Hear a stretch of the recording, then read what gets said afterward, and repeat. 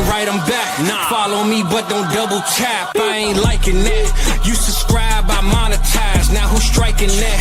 Wanna see the contract? Who got the rights to that? It's my story. I spent my whole life on that. Time's up. Shedeur Sanders with the rollie in the armor. I could do this shit with my eyes closed. The main attraction don't come at me with no side show. I'm selling high, they wanna buy low.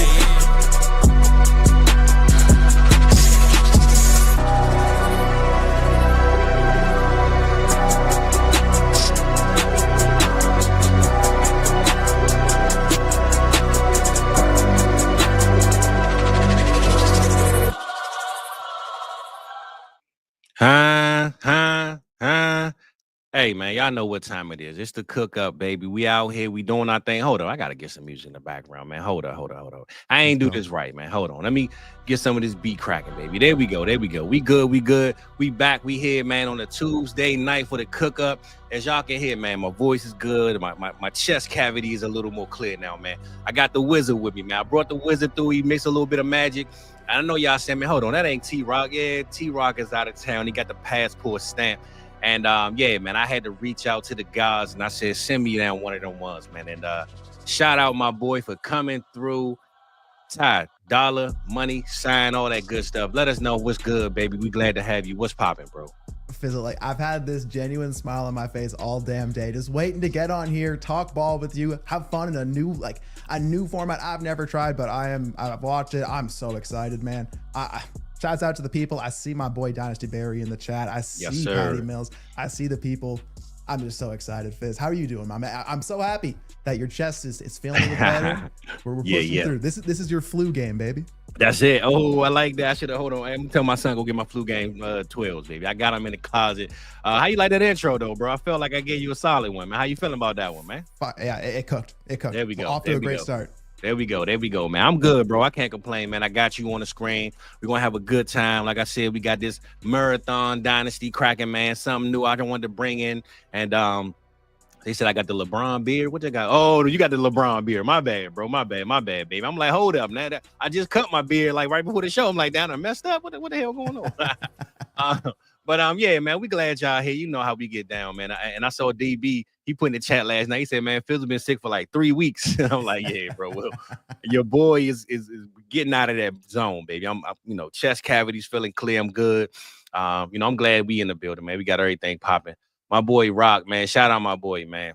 He said he's not here for a good time, not here for a long time, but he glad that the people is here with us, bro. So shout out to Rock, man. You know we gonna hold it down for you, brother. Make sure you bring me a good plate back to the kitchen when you get back, bro. But yeah, man, Ty, man, let us know what's good, man. How you been feeling? What you got going on, man? I see you got your trade shows on Saturday, man. Give us an introduction to the introduction, man, before we get this thing started, bro.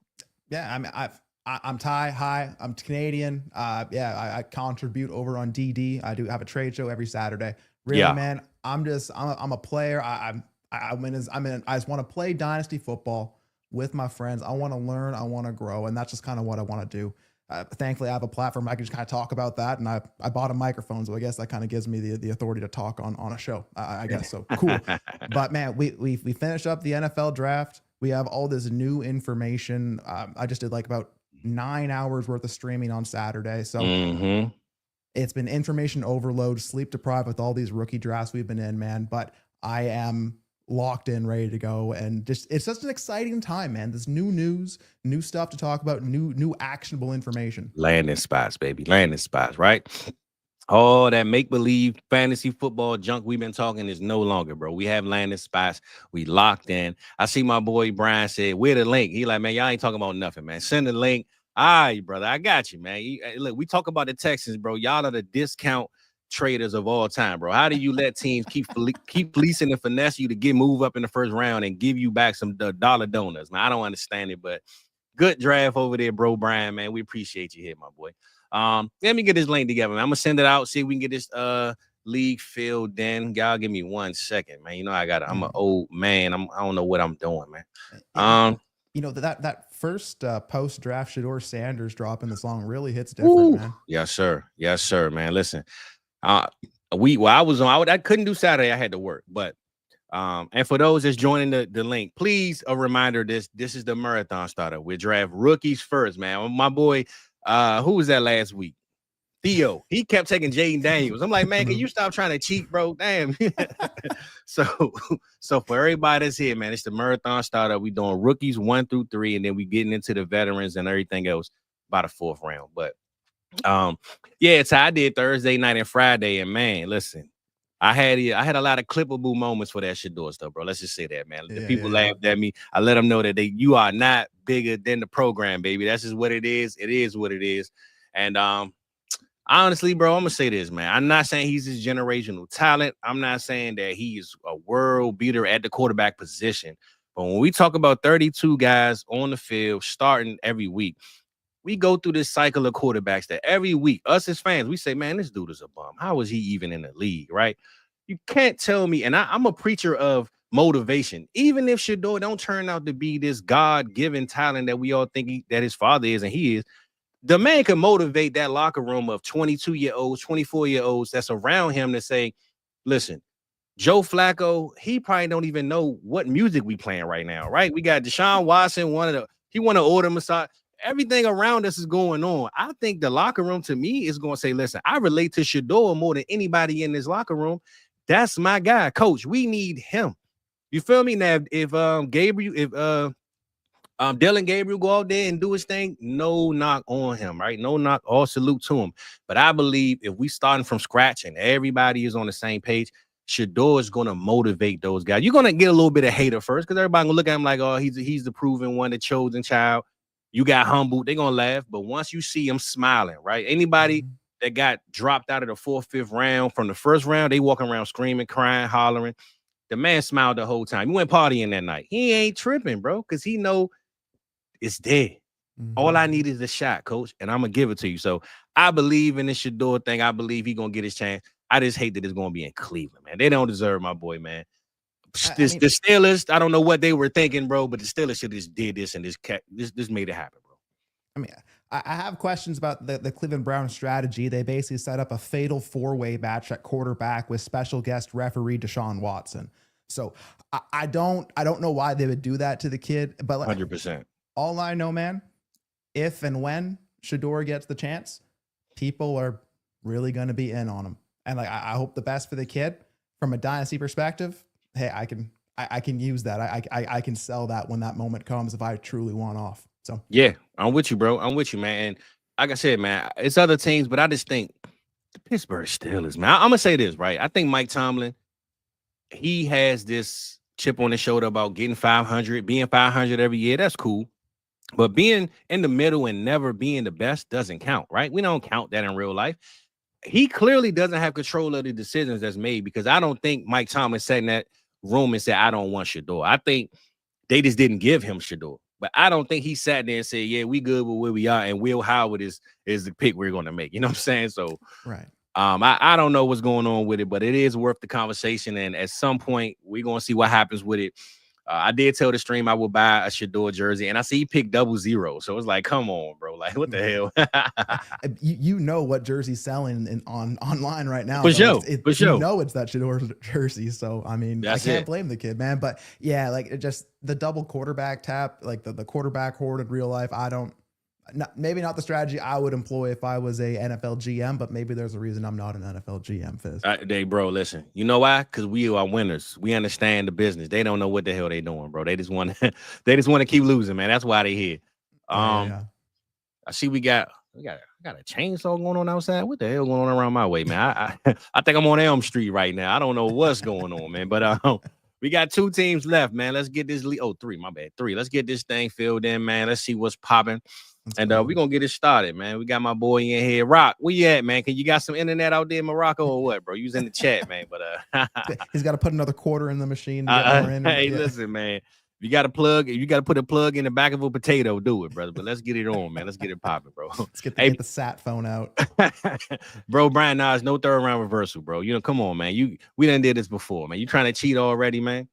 So look, actually, you know what? While we sit here and wait, this wasn't a part of my plan. My plan was to get ready for this, but I did tell Okay, we got Cody in the building, man. He here. Cody and he done jumped in a couple of these mocks, man. Let's get this thing filled up. 3 more spots left, Cody. Let's go. But I will say this, man. I told my league, I had my league mates, man. We tried this new way of figuring out the draft order. So I gave everybody the top 6 receivers, the top 6 running backs. Pick the order they'll be drafted, and then pick the landing spot. Each one is right. If you get both right, it's 1 point. If you get just the player right in the order, but the team wrong, it's 0.5 and then 0 for both. Bro, when I tell you, literally, if you added all 12 teams, it was like a total of like 1.5. So it wasn't even, nobody got anything right, bro. It was a horrible decision. I don't know what I was thinking. It was pretty damn bad, bro. So set up to fail from the beginning. Jeez. Bro, it was horrible, bro. Like, especially once Hunter got traded, it was like, all right, it's over with. Because, you know, everybody had him going to Cleveland. Most people had Genty to the Jaguars, and then McMillan to the real steam at the end of the draft period. It did. We had Tet to the Cowboys, and it turned into shambles, man, real fast. So I did tell everyone that I was going to do this on one of my streams. So while we waiting for these 2 last spots, send it to your friends, your baby mamas, your cousin, sisters, little brother. I don't give a damn. Your goldfish can draft. Just send that link out. Let's get it popping. But I got this 100-yard rush that I wanted to put up here, man, that we're going to go ahead and show the people and see who get this dub. Since we sitting here waiting around, man, let me open this.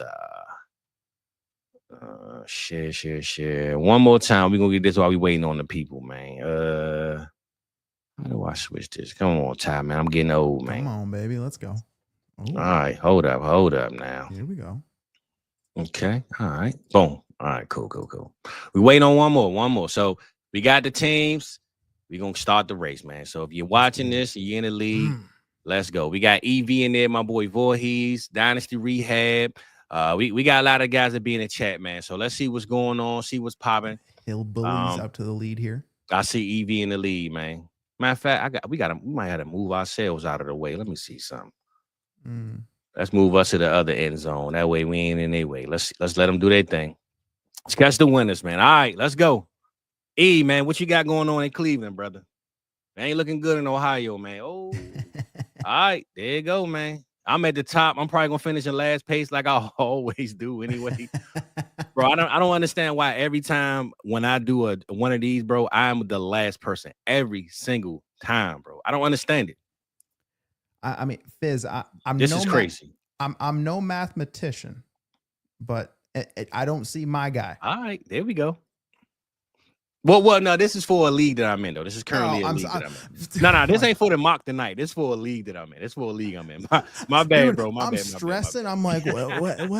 No. This is for, because like I said, this is for the idea of me doing the randomizer through the draft, and it failed. So I said, let me do it on the stream so we know our orders and how we're going to do it. So I see. For those that's in the league, take your screenshots. Boom, bap, bing. There you go. It's locked in.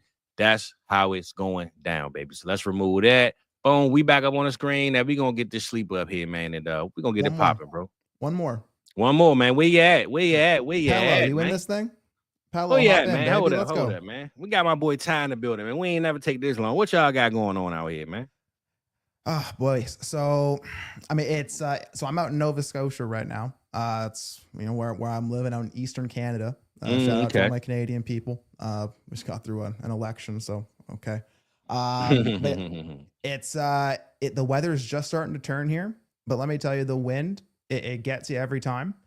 This year, I fractured both sides of my ankle right before the NFL draft. Sucked. I slipped a little bit today with the wind that hit me, buddy. Let me tell you, I had PTSD, a little flashback. I thought I was going to refracture my ankle. I'm sure. We got through it. And now I just get to draft fantasy football. So this is a good night. Yeah, that's tough, bro. That's tough. Wait, man, if you need a lung, don't ask me because I can't give it to you, brother. So. My ankles ain't that bad, but my lungs ain't on nothing right now, bro. So between the two of us, we'll put together a person. We'll be all right. All right. Well, look, I say that. I was just about to say, if we don't get this playing field, me and you gonna select this team and do it ourselves. So we got to feel. My boy Shizzles came through to save the day. I appreciate you. Thank you, good man. So. Without further ado, bro, let's get this started. As a reminder, this is the marathon draft. So, bro, Brian, only rookies, bro, for the first 3 rounds. And by your 4th pick in the 412, you'll be able to go ahead and get all the love you need at the end, brother. So, without further ado, let's get it popping, baby. Jaden Daniels 101. Nah, for real. That's how it was. Hold on. Dang, I don't even have the screen right. My bad, fellas. There we go. All right, there we go. We back. We up. Oh, my bad, Pello. I ain't even see you, bro. I was trying to get everything in order. My bad, brother. It was in the chat though, Pello. I put it up there earlier. Fizzle, have you seen anything other than Genty go 101 post draft? No. I haven't. But I will say, taking Ward or Hunter, bro, you can't go wrong. I say this, right? If you look at how this draft is, let's say you take Ward at the 101, at least you solidify you got your quarterback. Now, when all those Jaden Daniels, Josh Allen's go at the beginning of the fourth, by the time you get to your pick at the 412, you got one of your quarterbacks at least. You know what I'm saying? You got one in your back pocket at least. Exactly. So you could double tap another position instead of worrying like, oh man, I took Genty. I need to force a quarterback right here. So in this strategy, I wouldn't mind taking Ward at the 101, to be honest. Yeah. So you're here at the 1-3. What are you thinking? Oh, that is my pick. Damn, I'm tripping, bro. Oh, yeah. What I got going on? 1-3. Oh man, we're gonna go ahead and go. And look, I'm all on I'm picking at the vets, right? Damn, do I take? I'm talking about what I'm talking about. Damn, the pick is Ward, bro. But if you know me, man. I'm going Travis Hunter, man. Let's get it. Fizzle. That I would have done the exact same thing in your shoes, my friend. Yeah, the pick is Ward. I'm so excited about Hunter, man. Like for sure. We all pre-draft, we were thinking we would just play someone in Cleveland and kind of just accepting it. And now, man, Jacksonville traded up. They traded their future first. Like they made a massive move to go and make the kid. And I'll tell you what, I don't think he's playing a lot of defense. He's an offensive-minded player. No, sir. I'm so damn excited. Look, game on the line, last 2 minutes. Yeah, get on the defense. You know what I'm saying? Yeah, but exactly. Outside of that, I don't know, man. And yeah, Pops, I'm feeling a lot better. Mucinex DM has got me right. I still got a cough, but I ain't tasting blood at the end of my cough no more. That's for sure. It's 1.75, Patty. 1.75 tight end premium, bro. And start 2 tight ends. Oh, they start. I put start 2. Oh, damn. Okay. I think so. Am I tripping? They might be start 2, bro. Hold on, because well, look, yeah. You know what? Let's keep it start 2 because I think adding start 2 just makes people respect the position. So it is. Let's just say it is start 2. If it ain't, I will go back and edit it the title. So start 2 tight end. That's what it is. And for those that's listening, that's drafting. Start 2 tight ends. Because I will say this, Tad, when we start 2, you start seeing those McBrides and Bowers go a lot earlier than what you think. So I am no mystery to the tight end lover. So okay, there we go. Yeah, I was gonna ask you where do you think Warren and Lovin would go, but we already see him fly off. I was about to say in the start 2, and then we see where they are, and it makes sense. All right, so I'm on the clock here at 110. Here we go. I'm looking, and I mean, the calling card of this draft is running back. And I think like at this range, you really can't go wrong, but I'm going to make a bet here on one of the fastest risers in the draft this year. He landed in a great spot in Denver. I'm going to go with RJ Harvey. He may be 31 years old, allegedly, according to the streets, but I would love to hear like an argument for like the Henderson, like any other, like, why is that better than where Harvey landed? And in this dynasty game where it seems becoming more and more week over week versus year over year, maybe day over day in season, just give me the guy who's going to score points right now. So give me RJ Harvey at the 110. Hey, Ty, I'm going to be honest. I said this last night when we was talking dynasty winners and losers, right? When you look at Travion Henderson and Junkins, I took Travion Henderson because of the offense. I trust Drake May. I trust those guys a lot more to score more points, right? Why can't I do the same for Harvey? When we talking Sean Payton and we talking Bowden, we just saw what they can do. But my biggest thing is they put that defense together so well. They even went defense again in the first round. What they telling us is we don't want Bo Nix to throw the ball 100 million times.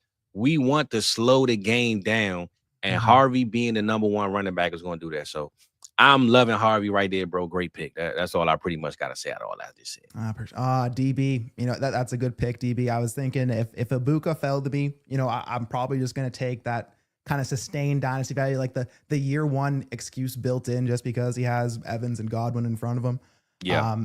So now I'm on the clock here. And I mean, again, it's best ball, right? So especially in best ball, I want to make sure I'm only rostering like a certain level of running back where I can. I don't want to roster zeros and kind of guys that are just going to be dragging down my roster. So I'm looking at what's on the board, man. And I'm going to take the guy who people love, has a cult following. And I'm going to take the guy Cam Scadaboo. There we go. Tell me the reason why Tyrone Tracy is the reason why people are scared off of Scadaboo, man. Listen, bro. I know you're not T-Rock, but this is the T-Rock pick right here. He had Scadaboo as his running back 4, bro, coming into the draft. So yeah, listen, he loving that one right now, bro. And I mean, if we're thinking out a little bit into like the startup format and basketball, man, if I can just lock up some of these running backs and be a lot more flexible of when I take receiver, when I take other things, like I'm feeling it. So if you're gonna bet on running back, bro, we kept talking about all season. This is the class. This is the class. This is the class. Mm-hmm. You getting those two. Now, when we get into the veterans, it's like I got 2 guys that I know at least can be in a flex spot minimum.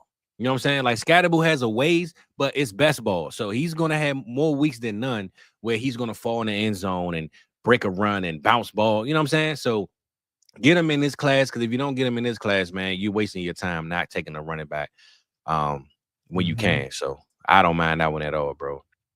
What do you think of that Jaden Higgins at 1.9? Well, I'm gonna say this, Mr. Voorhees, that is his guy, and he's gonna get his guy. That's all I'm gonna say about that one, bro. That's his guy. He gonna go get him, bro.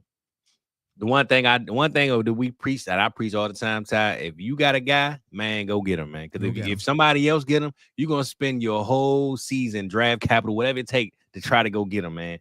Go get your guy when you got a chance to get him. You'll make up for it later. So I've been in about 5 concurrent rookie drafts, and each time I'm there, I'm like, man, I like, who am I gonna kick myself if I see they get drafted ahead of me? And that's just who I'm gonna take every time. Yeah, I will say this though. I believe he could have got Higgins in the 2nd round though. I think Higgins would have fell to him at the 204. But I guess he didn't want to take that chance. But I think Higgins might have failed at 204 though, honestly. All right, you're up here, baby. Oh, damn, I'm over here breaking down the draft. My bad. Dang, I'm talking about go get your quarterback, go get your receivers. Oh man, hold up. Let's see what we got, man. Let's see what we got here. Know what I'm gonna do? I'm gonna do it because the people want to see me do it, man. I'm gonna go get my boy, man. I'm gonna go get my boy Blue. Ooh-wee. I'm gonna go get my boy Blue. Yeah, I'm gonna go get my boy Blue, man. I preached on draft day that the Cowboys would never take a running back in the draft, count on it, bet on it, and they end up doing it anyway. So I guess I gotta take him, man. Hey, he's got a skill. And that skill is to run real fast in a straight line, man. You know what could score a long touchdown in best ball and crack my line up a couple times? Blue, baby. Yeah, that's it. That's it, man. But I'm not gonna lie though. Jack Bech or no probably would have been the pick, but I'm gonna stand on Blue because I owe the people at least to do that. Talk about that Bech, man. Like it's pretty much like it's right on that like threshold of like decent wide receiver capital on that day too. You know, like a pretty wide open landing spot. I mean, when you got Geno Smith over there and those guys, Pete Carroll, and I mean, they don't have nothing to lose, bro. Time is not on their side. So Jack Bech, man, this might be a YOLO offense. Everybody that's downfield, we just throwing the ball everywhere. You know what I'm saying? And then Genty getting the handoffs. Anybody playing on the Oakland Raiders or the Las Vegas Raiders, I think has a chance each week to just get peppered in targets or yards or touchdown, whatever it's going to take, man. I don't think it's no rules over there. They just going to have some fun and do whatever they got to do, man, to win the game. So it's the tricky one right here, Ty. I'm going to keep it 100 with you, bro. I stood on this the other day, and I told everybody what I would do. I didn't say I would do this at a 303, though. I'm going to be honest. But since you here, I'm going to do it, baby. I'm going to do it. I'm going to take Shedeur at the 303. And now that made me feel better knowing Tyler Shuck went, because Shuck might not even have a job in a year. I'm taking Shedeur, and I'm going to wait it out 100%. Now, I'm going to say this, Ty. We had this conversation about Shedeur, and we talked about his value and when would you take him? Why would you take him there? I think I took him at like the 306 in the league, right? I'm going to say this.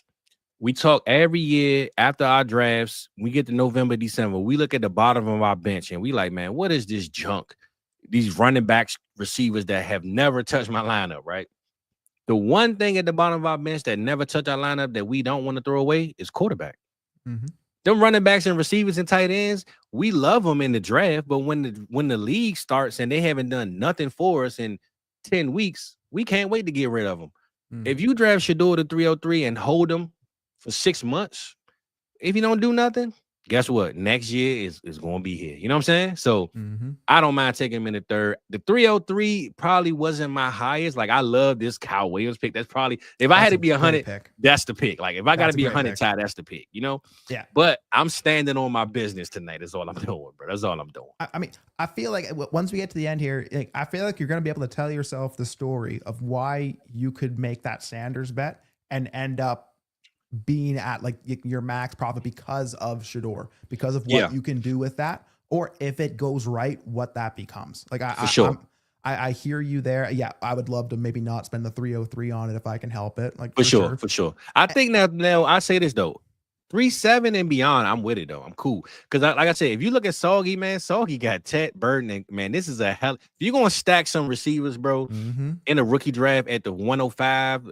this is how you do it, Soggy. So. Damn, I like that team right there, bro. I ain't gonna lie. I love that team, honestly. Every draft I'm in, I'm always surprised by like the value that kind of falls down the board. I'm like, yeah, Burden at 2.8. I'm looking at Shockwave there. I have Caleb Johnson, and then just follow up with Quinshon Judkins at the 2-1. Yeah, for sure. Right. Yeah. Like just there's so many ways, and it's just no consensus. It's such a fun year to have picks, to have flexibility, and to be able to move around the board. Well, look, man, I see I'm getting called out in the chat, man. They tagging me, man. They said I get my guy. Hey, listen, man. You know how we get down, baby. We always turning up on Tuesdays, baby. Going up on a Tuesday. You know how we get down on Tuesdays, man. I got it on repeat, man. I ain't need to repeat it, but it's cool. We gonna keep it going. Shout out my boy, man, for coming through. You know how we get down, man. But hey, I'm still on business, man. I had to do it, man. Had to.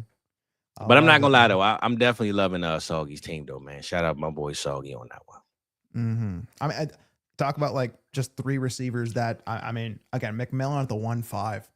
Like, that dude went 8 overall, and to the spot that like we all thought he would until all like the post combine kind of like slander came out, right, and just kind of like cooled us all on him a bit, thinking, oh, he's not going to go in the top 20, and now look at him, and we're kind of right back here. So I feel like I love that start. McMillan, Burden. Yeah, I love it. Yeah. I love it. If I mean, I like some teams that I see, but if I had to say that a team looks like how I would want it to look, I would definitely say Soggy is that for me in this draft. Okay. Cody Smith took my Arroyo. I was hoping that would make its way down, but that didn't. Okay. So I'm you know what? I mean, if this team, again, we talk about mishaps from a team. If this team didn't draft a player ahead of this player, I think we'd feel a lot different about this pick. I'm going to take Dylan Sampson. I love that pick. Yeah, so I guess I'm just going running back heavy in the running back heavy draft. Yeah, again, listen, bro. Now, I'm not saying that these guys are going to solidify your running back room, but now you got a little bit of comfort to say, all right, I can go quarterback, receiver a little bit more now, even tight end. Because you got you did what you had to do with the best ball version of your running back room. So especially in a here go DB doing what DB do, man. Yes, DB. Yes, this is a DB pick, 100%. I ain't mad at him.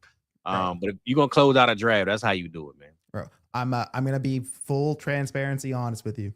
I took Woody Marks at like the 2-7 in a league a day ago. I love that pick, DB. I realized quickly I don't have to take him at the 2-7. So, facts. So we got there. But look, hold on. My fault, bro. Where we at? Shock. I'm gonna pause the draft because I always like to pause it right here. This to remind people that this is where the draft gets started, man. So pick 101 to the 312. We took all rookies. And Ty, since you here, man, let's give a slight little breakdown. We're just gonna be like 30 seconds. Punch in. What do you think is the best team, and what strategy did you like the best before we get into the original part of the draft? Yeah, I think it speaks to the depth of the class, the ways you can build. I personally like Shockwave start because I think me too. I think I did what Shockwave did, but I think Shockwave did it better. Like I like Caleb Johnson. I think Caleb Johnson, Harvey, you're kind of in that same spot. Judkins, I do want Judkins over Scadaboo, obviously. And I like Fannin in the format. So I think that he played the format. I think he set himself up great for the next phase in the draft here. Yeah. But again, there's so many ways you can build. It is. It is. I mean, I was about to say I like Tyler Clay. That's you. I like you how you drafted too, bro. I mean, I can say my boy Voorhees. I think he could have got Higgins in the second, but I love me some Trey Hurst. That's my guy. Top 5 in every metric, man. Over the last couple of years, my boy Rock pulled up them numbers for me. And hey, Ty, you a Kansas City fan? I am. Oh, look, he had worries, man. For a while, okay. It's since like 2004, okay. Like, okay, I ain't knocking you. I'm just saying because I know, but there's people in the comments furiously typing right now, Fizz. I know it. My boy Voorhees is a Kansas City fan. We all know when he reaches for Kansas City guy, that's just what he do. So you know what I'm saying. That's why I asked you that, just to solidify that y'all might be sniping each other, man. So it is what it is, but. Let's resume to this draft. I just want to break it down and make sure everybody knew that this is when the draft gets started, baby. So let's go, Shock. It's on you, Playboy. Do your thing, man. Let's go up. Let's go up on a Tuesday, baby. Tuesday. There we go. All right, let's get it, man. It's draft time. Oh, all right. So, coming in hot, baby. All right, there we go. Chalk, and I guess I'll just take quarterback 1 in Dynasty. Chalk. Here we go. All right, this is where it's going to change, though. My boy going to do what he do, and I ain't mad at him. You going to switch it up today or what, bro? What you got going on, man? Another wide receiver? Nah. I think we know what he's doing. This is what he do. There he is. That's what he do, you know? So go get your guys, man. You got to go get that Rashard Smith at 5'8", or I'm taking him out right after. So you better get him. For real. Right. Cody Smith, what we doing? Wake up, Cody. Wake up, man. I ain't seen my boy Cody sleep in a minute, man. I'm glad to see he's awake, man. And I don't know if you know, Tybo, but my boy Cody, man, has made history for the sleepiest people I ever met in my life, man. That's for sure. Yeah. Ooh, Cody Bowers. I love that pick. That's a tough pick in the start, too. That's tough. That's tough, Cody. Ooh, baby. You talk about flexibility, Fizz. Like, you start with Bowers, you have Arroyo in the back pocket, right? Like, you're not drafting from a place of need a tight end. Not that, like, you need to, but in best ball, man, especially in these kind of formats, tight end premium, I want to feel comfortable, insulated at tight end. Like, Barry can tell you, man, I got some tight end heavy leagues in some of his best ball leagues, and it raises your floor. It sets your table so beautifully to be able to build off of that. And if you can build it right in the startup, you can do it at a really nice price. Nah, I ain't gonna lie, man. I gotta get my boy Cody one of them. Cody get one of them. He went up on a Tuesday on that one, bro. I ain't gonna lie, man. That was a tough one right there. Shedeur, where you at, man? Wake up. You sleeping next to Cody, man. No, hold on. My bad. I ain't mean to say it like that, brother. Hold on. No Diddy, man. No Diddy, all right? Hey, Ty, man, we don't say no Diddy. We just play the music, man. We just play the music. That's how we get down. Perfect. My bad, Shizzles, man. Where you at, bro? All right, we gonna pick this player for you if you don't get your butt on, man. Let's pick somebody for him. Is Jamar Chase the pick to me? Or I'm gonna go Jalen Hurts. What you thinking? If it was me, I would take Jalen Hurts. Yeah, I think that's the pick. That's the pick. Shizzles, man. Hopefully we ain't lose you, brother. I see you got the green dot. It's coming back and forth. We'll see. But Jalen Hurts the pick. I don't think he'd be mad at that, brother. So you'll get the next one. He'll be straight.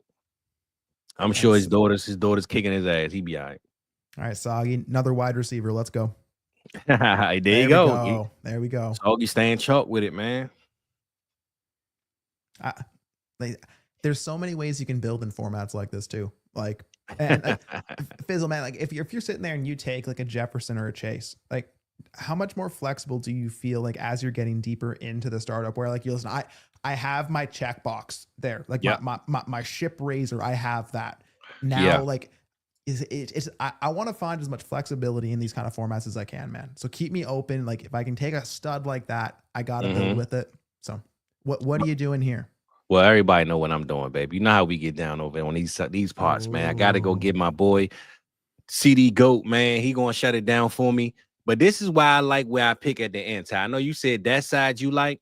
I like this side because, like I told you earlier, with Genty and getting Hunter, right? Let's just say if I chose to take CD and then BTJ was right there, or Puka, or one of them, like, you know what I'm saying? And, or maybe I go Bijan. I mean, I just like having that back-to-back turn. I'm a turn guy, you know? I figure out the rest of the draft as I go, but I think, I mean, don't get me wrong, the quarterbacks are respectfully taking where they are.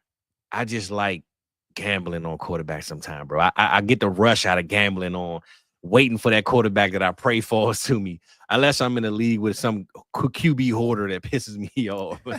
It takes all of them. I mean, yeah, as long as you're not playing like that league-wide game of chicken, like it is fun. But what you don't want to do is take a quarterback early, maybe take another one, and then as you're watching this quarterback value fall, feel like you can't actually take advantage of it because you've already blown your capital on quarterback earlier.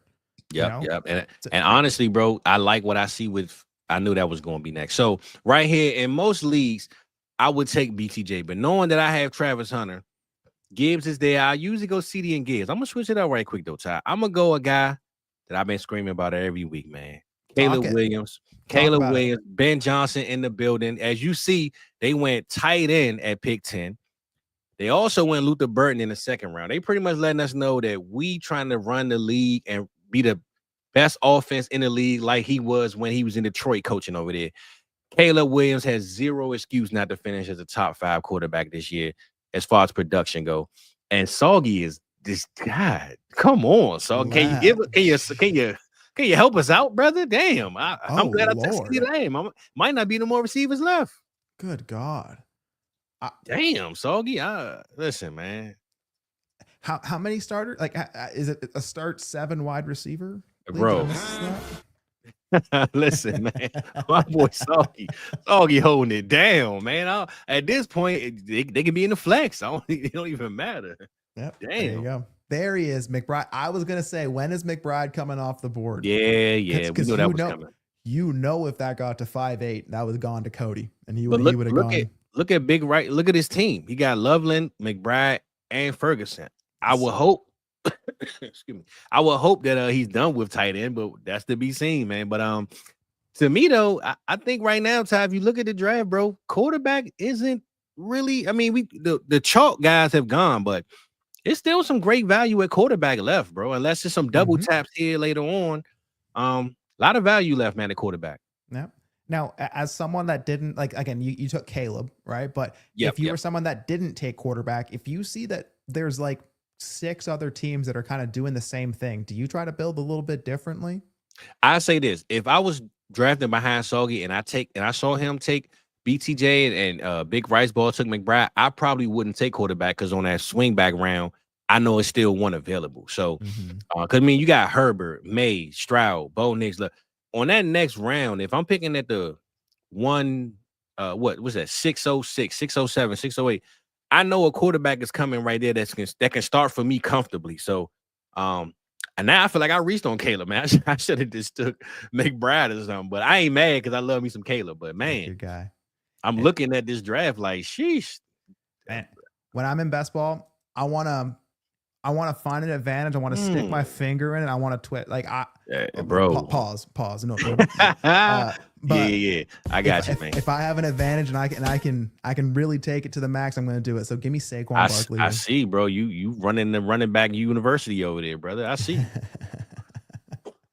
Yeah, RBU, baby. I see. Barry's got Dart, Jackson, and Herbert. Is he going to be that quarterback hoarder that ruins your day? Let's just say that DB goes at I was going to say DB going to go lad just because it makes sense. But I think Shockwave knew that was coming. And he said, no, that ain't happening on my watch. But I say this, Cody. I was about to say Cody. Ty, we 6 picks in almost. How you feeling about this format and this method so far, bro? What is I mean, I'm looking at your strategy so far, but what you think? Like, do you think it's complicated, difficult, or was it right on cue with it? As long as everyone gets, first 3 rounds are rookies, everything else is scratch. Like, as long as people get that, I think it's like, man, I love things that are different, things that make me think, things that can just make people build differently and build in a multitude of ways. And I love, shouts out to DB doing the damn thing. DB. But I really enjoy this Fizzle. I really do. It really makes you, I mean, because now you taking Barkley, that's a strategy that maybe you didn't think of before, but you having the running back room you have and just standing on running back. Damn, DB. I mean, do I just do the same thing and just take Devon H? Oh my God. Hey man, it's a wild draft right here, man. Hold up, man. God, dude's crazy, man. I mean, Again, if I can have an advantage, if I can corner a market, if I can build something to create, if I can build something that I'm not going to want to trade for. Yeah, like I don't want to pay the trade value to get all these running backs, but if I can get it and then build around it, okay. Damn, man, y'all making me feel bad. I feel like I ain't gonna lie. Usually, Ty, every week I brag about how great my team is. I don't know if I'm feeling my team right now, man. Y'all making me feel bad. We only 6 rounds in, and I'm like, man, I don't know, man. Hey, you got your boy Sanders, you got sure. CeeDee Lamb, you got Caleb. Who's better than you, man? I got Travis too. You know, you got the generational one, man. I'm with you. You got the unicorn. I'm just like, damn, bro. Maybe it's the Caleb pick because usually I wouldn't take quarterback there. Usually, bro, I double tap receiver right there every time. Or I get Bijan or Gibbs. I think just taking Caleb right there is kind of throwing my peripheral off on my draft outlook. But we gonna keep stacking though. But we ain't worried about it. No, we ain't worried about it. I got you. So you were saying you would take Gibbs or probably BTJ there? Well, now that I had Travis though, I don't know if I want the whole Jaguars offense. But I'm just saying. If I didn't take Caleb, honestly, it would have been Gibbs. But I love Drake London. I think Drake London is going to have a hell of a year. I think it's between Gibbs, Drake, and maybe McBride, knowing that it starts 2 tight end. What I'm hearing is you want to trade back, kick some value down the board. I got 100%. 100%. That's exactly what you heard, my boy. Okay. So Cody Smith, Golden, Nico Collins, Jackson Smith, and Jake. Fizzle, talk to me about that Golden, man. People don't like the landing spot. It's like the first, like, that Karen Rodgers just giving him the side eye. Like, really, now you draft a wide receiver finally, in the first right? round? Now, right? So, how do you feel about old Golden in Green Bay? Well, I spoke on this last night again, and I say this: I think Golden is better for NFL. I think what he does is he opens up the offense for the other guys, like Jaden Reed cutting across the middle, playing that underneath role. A guy like Romeo Doubs who's going to catch a 50-yard pass or a touchdown in the corner. I think it helps everyone around him, but I don't see Golden being a guaranteed, like if it's best ball, he might hit your flex weekly, but I don't see him being a guaranteed flex player guy. You know what I'm saying? To me, I think Golden, he's a solid receiver, and they took the capital on him, so we could be wrong. But if he left out with 4 catches a game for like 5 weeks, it wouldn't surprise me either. So I think he helps everyone around him more than he helps himself in fantasy, to be honest. That's fair. It probably is like a better for NFL. CJ Stroud sitting right here. And I don't want to take a quarterback though, bro. Oh my goodness, man. Why y'all? I'm not feeling this spot right now. Hold up, man. That like that CJ Stroud is starts staring at you like the Green Goblin mask. Like you're it's like, do I? And I'm gonna be honest, Ty. I'm gonna be honest. If this was before the draft, Rome Odunze might have been my pick because I love me some Rome. But Luther being there kind of puts a hole in that. So I'm gonna put a little bit of respect on his name because nobody seems to care about him no more, man. I'm gonna get Breece Hall, man. Let's go, Fizz. I'm tired of the fall of Breece Hall. You feel me? Like let's go. Let's get in them hallways, baby. You feel me, man? We going up on a Tuesday. On a Tuesday. Like, come on, man. I like to see the Stroud pick go D-Wall. I think I saved D-Wall. He probably was like, thank God, because he don't have a quarterback. So great pick. Great pick, D-Wall. It was Baker. Ooh, I love that. Yeah. Now I'm gonna be honest. This way it gets funky for me though, bro. I know everyone is gonna think what I should do, but I think I gotta do what I gotta do, right? You got to do what you got to do, Fizz. What are you thinking? Well, to me, having a stack of CeeDee Lamb and Dak is always makes sense, right? But I talk about this guy every single week, and I'm going to stand on this pick. I know Cody, Red Worst, everybody know. We're going to go my boy, man. We're going JJ McCarthy, baby. Let's go. I think JJ and that Kevin O'Connell offense, whatever Sam Darnold did, you can bet that JJ McCarthy coming right there. He putting in the same stamp, knowing that he got that offense around him, man. I'm going JJ McCarthy, man. And I have so much JJ McCarthy, man, because it's not even a bet on JJ. It's a bet on the Vikings. Yeah, 100%, bro. And there's no disrespect to JJ, but I feel like when you look at O'Connell and you look at Shanahan, they plug and play quarterbacks, and it might be okay. I mean, Trey Lance didn't work out that it was what it was, but I think they can find a Brock Purdy, man, next week if they really, really had to. And I think JJ McCarthy, no disrespect to him, but I think JJ is going to lock it in. They seem to love him. They got, and then they even put Sam Howell behind him. So that's no looking over your shoulder if you do bad in 1 or 2 games. You know what I'm saying? He got freedom to just do what he got to do. So he's got the keys. You know, he got the keys, baby. Yeah, he just got his license. His pops threw him the keys. Like he's got gave him the freedom, Ferrari. Yeah, it's his now. Okay. Higgins, Kyron's a nice running back. There we go. That's a good steal. That's a good steal. When you look at Soggy team, though, bro, let's break down Soggy team, man, because for him to take his first quarterback and running back by round 6 and 7, but they are guys that are literally elite at their position, and to have this receiver room, bro, I'm not gonna lie, Soggy. I got a draft coming up in this marathon strategy. I might be still in this way of thinking, bro. I'm not gonna lie. Now I pick it to 103 in this league, though, but looking at what you've done, bro, you done changed my whole mind on my draft strategy right now, bro. Like, I'm a receiver guy, bro. I don't pass on running back every time. But man, looking at this team, bro, you at least have a chance, even if you got a bootleg quarterback, to make it to the playoffs, because your receivers room is just gonna be crazy. I mean, and like, just think about it from a not only like a point scoring, but like a flexibility standpoint. T-Mac, Burden, and Kyle Williams, like probably best bang for your buck wide receiver you're going to find in the draft this year.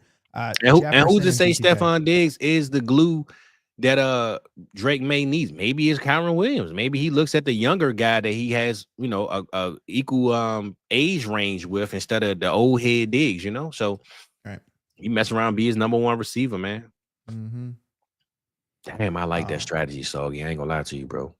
Dude, I got the damn like Who Wants to Be a Millionaire? Dun dun dun dun dun. Just waiting, watching Cody, just knowing he's gonna take who I got my eyes on right now.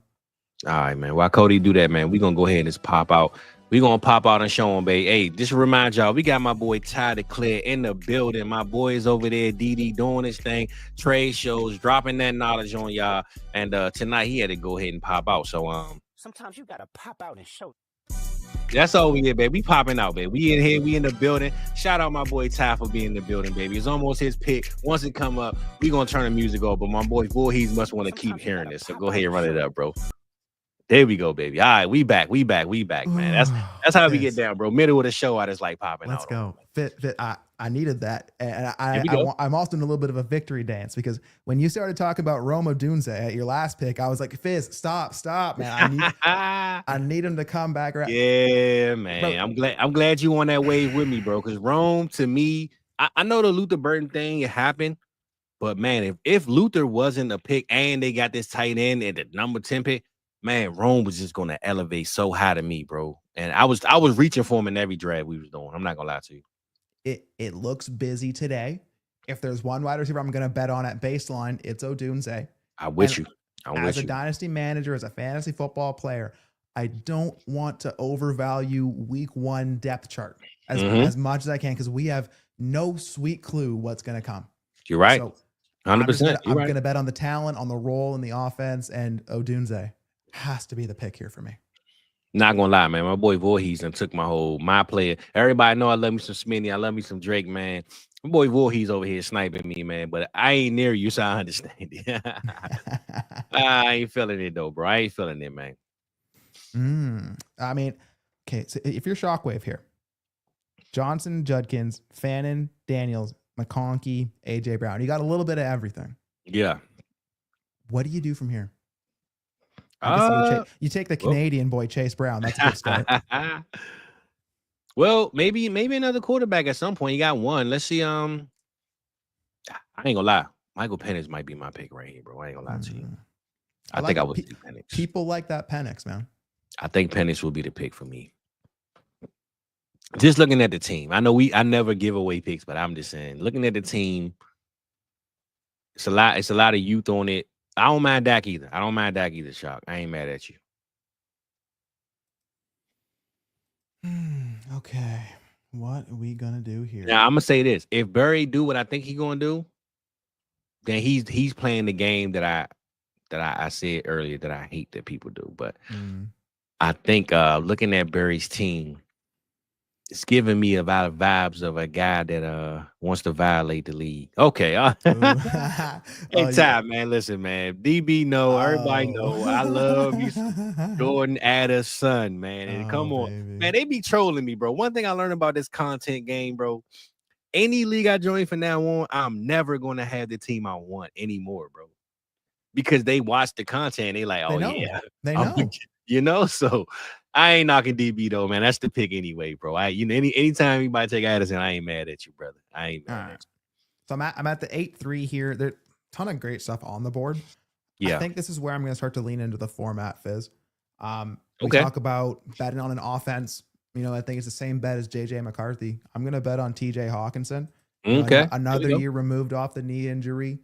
You know, we got JJ in the offense. A nice little like easy button option for him. I'm just going to bet on the offense, bet on the situation, bet on the format. There we go. I like that. I think if he would have went the round before this, it wouldn't have been bad. So taking him here is a great look. Before he's cleaned up, got Michael Penix, bro. I'm loving it. Hey man, me and Voorhees think too much alike, bro. I love that team, man. I ain't gonna lie to you. Mahomes, Penix. Yeah, you can do a lot with that. Look at all them wide receivers too. Yeah. You got Yeah. McCaffrey, man. If you're gonna get him this Cody. late, it is what it is, bro. I know a lot of people thinking he could be hurt, he could stay hurt, whatever the case. We're no longer reaching for McCaffrey. So anytime you get him at a value, just take him. If it wasn't Hawkinson, it probably would have been McCaffrey for me. That's what I'm saying, if bro. I'm being honest. Just a year ago, he was going 3 rounds before this. So Mm-hmm. just get him, bro. At the That- value he's going. But you said that so well, right? You don't have to take him at the 101 now. Exactly. Right? Exactly. Now, like the bet is very much so worth it, and you don't have to have these super high, unrealistic expectations going in. Like he doesn't have Exactly. to be the league breaker for you to profit on that. So I love it. Jordan Mason, gone. Debo Samuels, who was getting carries in the backfield, gone. I was about to say Audrey Estimate. We got what's my running back? Garendo, he's there, but I mean, he's Got not Jordan proven. James now in the new Yeah, rookie I in the mean, building. These guys are no threat to McCaffrey, man. Sheddles, what you got going on, bro? Come I see on. you got the green light. Put in the chat who you wanted, bro. I ain't you over here writing in the chat. That's why you ain't drafted. Go ahead writing. Oh, there you go. All right. There we go. He's Man too over busy here chatting. writing. He got 10 only- seconds only left has- over there He writing. has one screen. He's on his phone. He had to go back and forth. It was listen. Sleeper was buggy. He couldn't get it to reload. I get it. Sleeper's not good right now. I hear you. Nah, for real. Josh Jacobs. That's a great pick. As a running back one on that team too, Fizz. Yeah. I'm not gonna lie, bro. And this is gonna be my biggest breakdown of this team. I'm waiting for Big Rice Ball to get some receivers, bro. I need some receivers in the building. Kittle. God damn it, There Soggy, he goes. man. Come on, You were bro. lining up that Kittle, weren't you?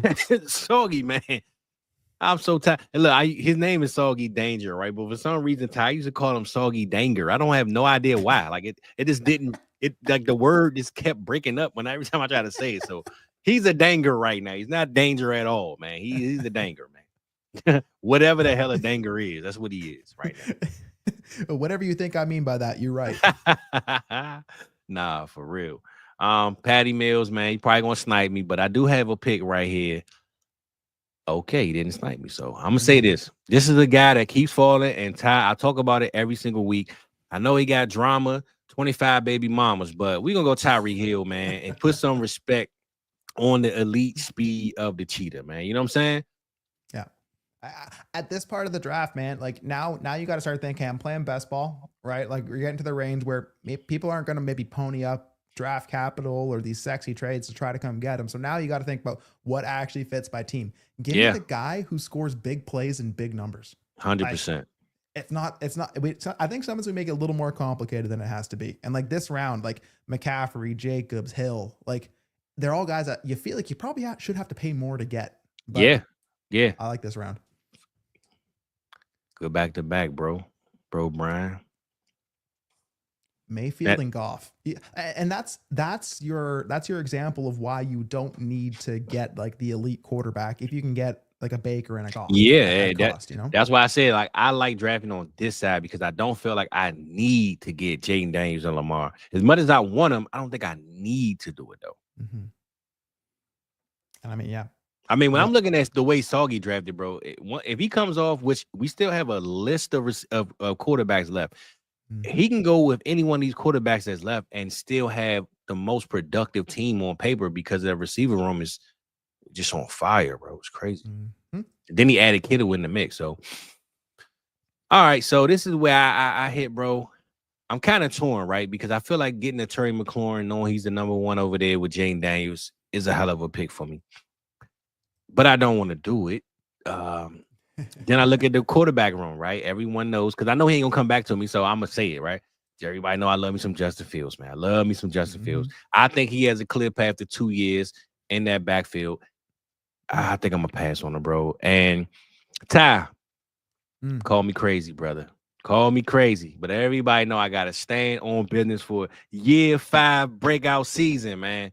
Let's go Kyle Pitts, baby. Kyle Pitts. Let's go. Year 5 breakout, man. I had to warm that one up, man. You know what I'm saying? Because everybody know I love me some Kyle Pitts, man. It's going up on a Tuesday on that one. On a Tuesday. I knew Soggy was going to do that. That's why I just said it, man. But, man, Soggy, listen, bro. Hey, listen, man. I might give you the link. You could draft my team for me next week, bro. He says, I like your style. Here's the keys to the car. I like the style, brother. This might be Soggy's best team. I'm not gonna lie. Soggy draft with us every week. This right here is the one. So I ain't gonna lie to you, bro. You know, practice makes perfect, baby. It's the one. But Fizzle, if there's a format in the league to make the bet on Pitts, is this not the one? Start 2 tight end, 175. Like for sure, for sure. If you're right on Pitts, or if at least Pitts can give you, kind of what we want Pitts and some more of those flashes of what happened in his rookie season. Like again, if you're betting on Penix, if you're betting on London, if you're betting on Bijan, might as well bet on Pitts, man. Might as well. I'm gonna just be honest, Ty. If I had to be 100 with you, I think Fields should have been the pick, and that probably would have been the pick.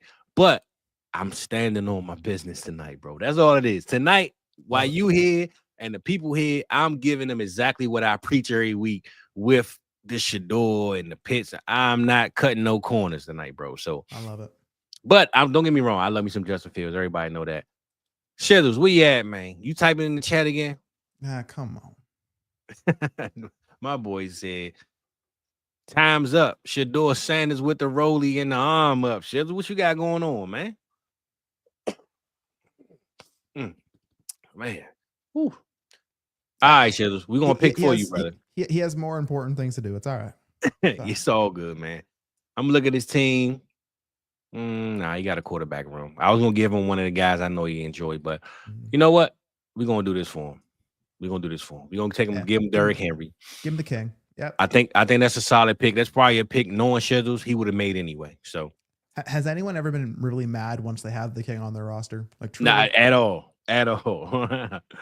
At all. So I know that's a solid pick for him though. He probably would have made that pick, honestly. Mike Evans. Okay. I mean, you could have seen that coming from a mile away from the Texas Tech homer. This is a Cody Smith team, and he's not taking quarterback until the 20th round. So, I mean, when you look at his team, though, he look like he can afford it. Again, Ty, if you look nowadays, the respect on quarterback has changed, bro. Give it a year ago, 2 years ago. Oh my God. It would be no quarterbacks left. Nope. Or maybe it's that taking rookies in the first 3 rounds kind of change your outlook on, I feel my team at other places. Maybe I could wait. Like, I don't know. Maybe that's a strategy. I don't know. But, I mean, Bryce, Tua, Darnold, Geno, Stafford. I mean, I love me some A-Rich. I believe if he can just give us 4 weeks of consistency, he can keep the job, bro. Right. Just give us 4 weeks of something consistent. He can keep that job. But I'm gonna be honest.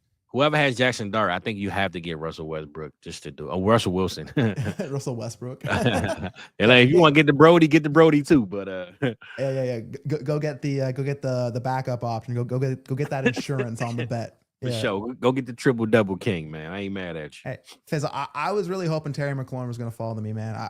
I love me some Terry McLaurin. I know, bro.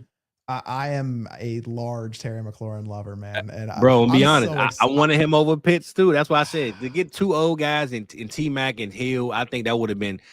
I took Pitts because for the culture, but I'm gonna be honest. If I would have took T Mac and Hill, I would look at my team and say, "Oh yeah, I'm solid." You know what I'm saying? I'm good. But I ain't knocking my Pitts pick because I'm gonna stand on it whether I win or lose, bro. I'm gonna figure it out. It's the right, even if you don't, it's the right range, right? It's right. Yeah. I didn't disrespect the draft by doing it, but no, you didn't take him at like 2 in the second round. Yeah, you know what I mean? yeah. Like, you didn't get crazy. But McLaurin though is definitely a dog, man. And now that he's locked in with Jaden, I think Jaden might have bought him 3 more years of a career with Terry, man. I think if he had to deal with another quarterback get changed, he might have retired sooner than he wanted to. God, Shockwave's taking all my Canadian running backs, man. Hey, I'm not gonna lie, Ty. Every week I've been preaching Chuba is that dude, man. Every week. Me some Chuba. I love me some Chuba. So I'm gonna ask you this: what you think about that Pearsall pick right there, bro? You think is that early? That's late? That's right on cue? Where you at with Pearsall right now? So we did a trade show a couple weeks ago, and we didn't really put that much respect on Pearsall's name, and people let us know. They did not like it. Okay. People really like them some Pearsall. And if you tell me if there ever was a year with the change turmoil and is there opportunity there for Pearsall to actually seize that role? Yep, there absolutely is. I don't hate that bet at all.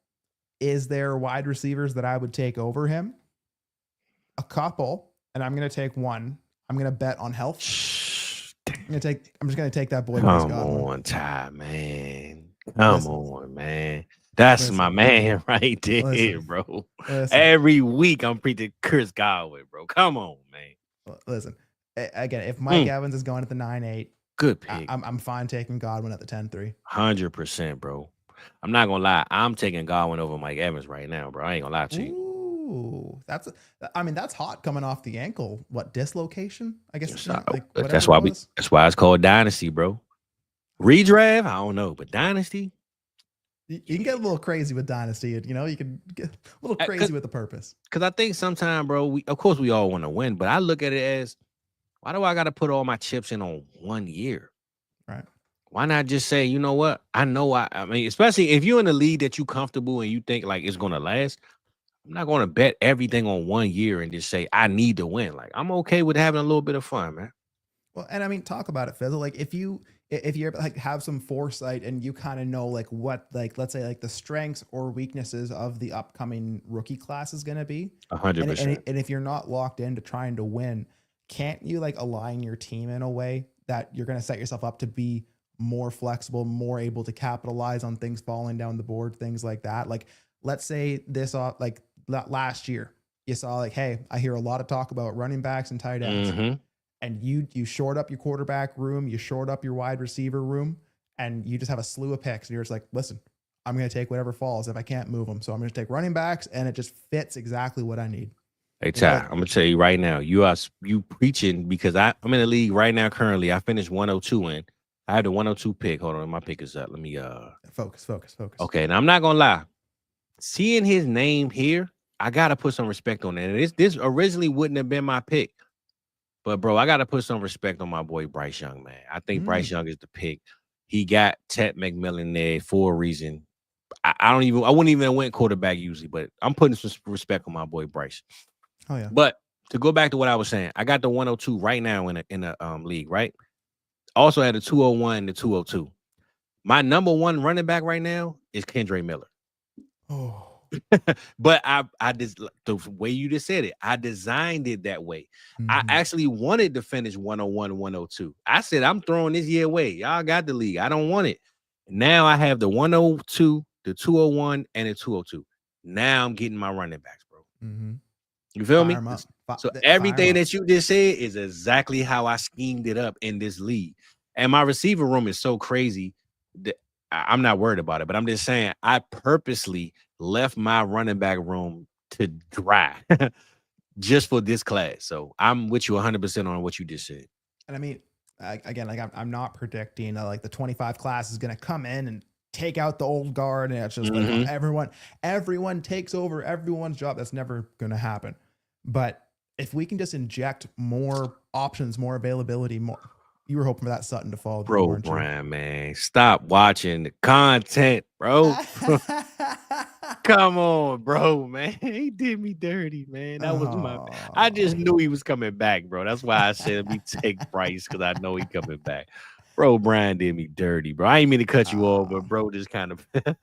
No, hey, when you get sniped, when things happen, you gotta take a moment. You know what I'm saying, bro? I had to take a Mucinex breath on that one, man. That you did me real dirty, bro. I had to take that Symbicort break. That hurt my heart. I was just on my soapbox talking some running back talk. I don't know, man. You got 23 seconds here. I know. I'm just still in shock, bro. I'm hurt right now, man. I know the pick. I'm gonna take the pick, man. I'm gonna take this guy right here, man. Could be wide receiver 1, man. I'm gonna take him. I'm gonna trust the quarterback, trust the offense. That's it. I mean, I have Josh Allen, so if Shakir was there at my pick, he's gone. But Yeah. I didn't think he was coming back. Yeah, man. Damn, bro. That was my pick, though. And it's interesting because at this point in the draft, you'd usually be trying to find those rookies, right? And now, guess what's not there? Yeah, some rookies. Yeah, for sure. Exactly, right. And I mean, it's going to be some rookies, but not the ones that should go in this range. So right. That's why I think the strategy is just fun, bro, because it makes you say, okay, now the rookies out the way, I can just have a regular draft. Yeah, I don't have to guess value because when you drafting rookies, you're pretty much guessing production and value at that point. Right. Now that it's out of the way, I could just go get what I know is going to work and what's not. And then if you feel so convicted on a player later on in the draft, you can take that like long dart on the guy that didn't get drafted in the first for three. Sure. Yeah. I like it. Yep. Okay, we're getting to the dog days of the draft here. We are. We going 15 rounds, y'all. So we got about 5 more picks left on each squad. So Fizzle, when you get to like this point in a draft, again, we talk about trying to like align your rosters, like the way you build it, like especially in best ball. Like, are you trying to prioritize more or less like wide receiver, tight end, like a quarterback or running back, or is like, do you try to prioritize a position more or less earlier versus later, just based on how you like to build? Well, I say this, right? And I caught myself doing this. I used to take Pacheco, I believe, way higher than what I wanted. And that was because I never took running backs high. So I just tried to fill in my roster, right? I'll just say this. When I look at now what I've done with this strategy over the course of doing these mocks, I just got to stay course, bro. If the value is there, take the value. Taking and reaching for Brian Robinson or Zach Charbonnet when I don't need them, it don't make no sense to do it. Like, just stay the course, get who I think I want instead of, because, you can get lost and say, man, I ain't took a running back in like 8 rounds. Let me just take one. When you missed out on a receiver value that's going to give you double points, like a Jacoby Myers, right? Jacoby Myers is the number 1 receiver on that team right now. You took a Zach Charbonnet, who's a backup running back, for Jacoby Myers. That shouldn't happen. You know what I'm saying? So that's what the thing. Like in best ball, especially, I just try to stay the course, bro. I take value over position of need. Because in these mocks, we only go 15 rounds. When we're talking best ball, bro, you're going to have those guys in round 20 and 21 that surprisingly end up in your flex spot just on a spike week. You know what I'm saying? So I just try to stay the course, man, instead of reaching because I didn't take a certain position too early or too late. Yeah. And that's, again, if you're not playing from a place of trying to like fill need and playing from like a value perspective, you can definitely take advantage of that. And you talk about trying to play into like scarce markets here. How do you feel about me taking Likely here before Kincaid, before Tucker Kraft, before before? How do you feel there? Well, I say this. Why did you take him? Then I can answer the question why you took him. Well, one, I was kind of fingers crossed that maybe Stafford would come back around, if I'm being honest with you. But again, start 2 tight ends, 175 tight end premium. Like, you can build it crusty, but you always got to be mindful of like how many zeros you're taking forward on a week after week basis, and that's why, like at quarterback, I don't really want to roster zeros if I can help it, right? And then at tight end, it's already going to be scarce with start 2. If I can have an advantage, if I can, especially in this kind of format where these guys can enter my flex, in this deep of a format, I'm going to try and be powerful at tight end. I'm with you. It's just going to lead into my next pick here, where I'm just going to take Jonnu Smith. And to be honest, Barry definitely took my pick. I don't know if he would have made it to me or not, but that was definitely my pick. Mm-hmm. I mean, especially after after looking at this draft, knowing, because I thought they were going to go a receiver in the first round, third round, fourth.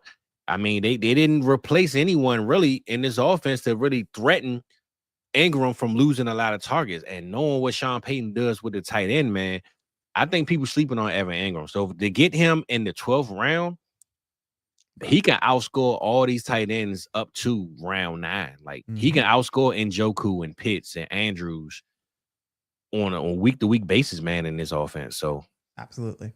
No, and that's the beauty. Like, I think the Sean Payton fit is going to be awesome. It's going to be deadly, bro. Yeah, it's going to be deadly. You talk about a great landing spot like that. Was yeah, it. Man. And he pissed off, right? Jacksonville cut him out of nowhere. Like, okay, I'm going to show y'all something. So I'm excited. There goes that boy, A-Rich. Yeah, now this is the value right here, bro. Like I said, if he gives this team 4 weeks of consistency, they have no choice but to start him. I think the Daniel Jones one was a little bit of a safety, but it was a little bit of a wake-up call to A-Rich and say, listen, he ain't the best quarterback either, but we know what he can do as a starter, and you haven't done near what he's done in New York. So if you don't come correct, bro, we're going to replace you. And I think if I'm A-Rich, I'm going to have a long talk with myself in the mirror, bro, and say, listen, I got to get it together, bro, because it's the end of the road, man. I'm looking at Trey Lance. I'm looking at all these other guys that, Zach Wilson's, who lost their starting job with this value. If I'm A-Rich, I'm talking to myself every day to say, man, I need to lock in. So if you're going to get an A-Rich this late, it's worth the gamble. 100%. I ain't mad at that one at all. I could definitely see A-Rich talking to himself. Maybe the voices are still circling after what he's went through last year, but yeah, I hope the best for the kid, but it's now or never, man. It's now or never, bro. Now or never. So all the best to him. Hopefully he got the easy button target in Tyler Warner. For sure. So, and look, the tight ends fall, baby. They going down. So shout out Mr. Wonderful, man, for coming through. We appreciate you, bro. I'm in a spot, man, where, oh, you know what? Damn, I'm tripping. I didn't even see Matt Stafford go, because I damn sure would have snagged Stafford right here. See, I ain't gonna lie, Ty. This is the first draft I could say that my receiver room isn't as heavy as it would have been. Like, usually I got like 7 receivers by now. So my draft is throwing me off personally. Right. I'm not saying I'm mad at it, but I'm gonna ask you this. Let me see. Should I go? Oh, you know what? I'm gonna do this because I feel like having a rookie there, he might have his guy. Me and T-Rock talk about this every week. Let's go Calvin Ridley, man. The number 1 in Tennessee. Cam Ward over there. Yeah. He got an arm on him. Let's see what the old guy do, man. Yeah, I like it. I don't like it. I love it. I literally put him in my queue as you select him. So that I felt like I got stolen from there, but no, I love Ridley this year. I think again, what did Tennessee do? They kind of like took a shotgun approach at guys that I never really heard of entering the process. So, I'll take. They played best ball, bro. They played best ball in the draft. That's true. They said, one of them will do it. I like that pick, bro. Pollard. Brian. I like that pick. Bro, is Pollard listed so low? Because I never see him until somebody drafts him. I'm like, hold on. Damn, he was on the list? Like, I always miss him. Buried, yeah. Yeah. Now, I ain't going to lie, Ty. My heart is sunken, is broken. Everybody know I've been preaching Cole Kmet. And then the Bears say F Kmet. We are moving on. So this would have been a Kmet pick for me, 100%. He might not have made it in this format if they didn't, but I can't take my boy. I'm moving. Can't do it now. Yeah, it's over with. I'm just saying that they hurt my heart when they made that move, bro. Yeah, but just saying what's here. Now, everybody know, I think people know me by now. I'm going with the true number 1 guy. I'm going Stephon Diggs, man. He's going to get them PPR yards that we need over there in New England, baby. I was looking at your clicker. I thought you were going to take Jalen Coker, and I was like, that's a hot take. True number 1. Nah. So listen, this was so how you feel about Jawan Jennings, Ty? Give me a breakdown, because I preach this every single week. Me and Rock. I think Jawan Jennings, knowing that Ayuk is kind of out of favor with the team, Pearsall still haven't really, broken out in a sense, right? He got shot, all that stuff happened. I believe right now Juwan Jennings could be the most consistent receiver on this team, bro. And I think he's a sneaky pick to not lead the team in yards and targets, but in best ball, be the most consistent between catches and yardage in this receiver room. What you think about Juwan Jennings over there in 49ers, bro? Even before last year, if like, especially in best ball, I had a lot of Juwan Jennings. It just seemed like every third down, they throw it to him. Yeah. And that just got amplified last year. And if I know anything about, Kyle Shanahan, is he likes the guys that does the thing that he needs. The dirty work. Yep. Right. The guys that just say, I'm what you need me to do. I'm raise my hand. What you need me to do, coach? I do it. And name someone better than Juwan Jennings. So I love the opportunity. I love him in best ball when I don't have to choose when to start him and he can just pop off when I need to. Yeah. I'm 2 feet in on Juwan Jennings at price. I'm with you, bro. So, I mean, I ain't gonna lie. It was between Diggs and Jennings. I just knew Diggs wouldn't come back to me, so I just had to take him, man. I don't hate that at all. But I'm a Merlin guy too, so yeah, a little home base, but shout out my boy Diggs, man. Again, you're kind of just sitting at the same spot there between the two. Yep, right? yep. Shaheed, another one. Shaheed, man. Hopefully he comes back healthy because he carved out an incredible, like a lot of opportunity. Crazy in that New man. Orleans offense Yeah. last year. And then in Kellen Moore offense, we know he got the range to do some things in that offense with Kellen Moore. So yeah, we got what the shuck going on over there though. So we'll see what really happens, man. Well, we're gonna wait till Voorhees. I ain't gonna ask you yet, Ty, but I was gonna ask you what you think, but I'll wait till Voorhees make his pick, and then I ask you kind of break down what's your thoughts and your process when you're looking at your team so far. I'm looking at you got 3 receivers right now, bro. So what you got, man? What you think about? So I mean, I went running back heavy, right? So it means I don't have to feel like I have to kind of like take like a Tyrone Tracy at this range, right? Yep. I got my Josh Allen, so I got that box checked. I do have to figure out another quarterback, but when I build this way with the Josh Allen, I don't have to figure out my quarterback 2 in April. Yep. I can figure that out later on, right? So I'm not in a hurry to take a quarterback just so I can check that box and then leave a guy on the board who I would easily trade that quarterback for in a heartbeat, right? Okay. So I feel like I became a bit of a truther. Like shout out to my boy T. Sanford, he's the true truther, but I'm going to take someone that, again, if we're betting on this offense, I might as well bet on this player too, who carved out a Juwan Jennings type role. Give me Darnell Mooney. Okay. So, again, how you feel about Mooney with Penix? Because we know he had a breakout with Kirk, but when Penix was there, it was a little like he just fed London like the ball like every play. You know what I'm saying? So how you feel about Mooney's year with Penix, knowing they have a full all season now, and they can get things together? I'd like to think good things, right? Okay. I'd like to think that like what was on film last year is going to fit what the system is, and that Penix is a good system style quarterback. So he's going to maximize that.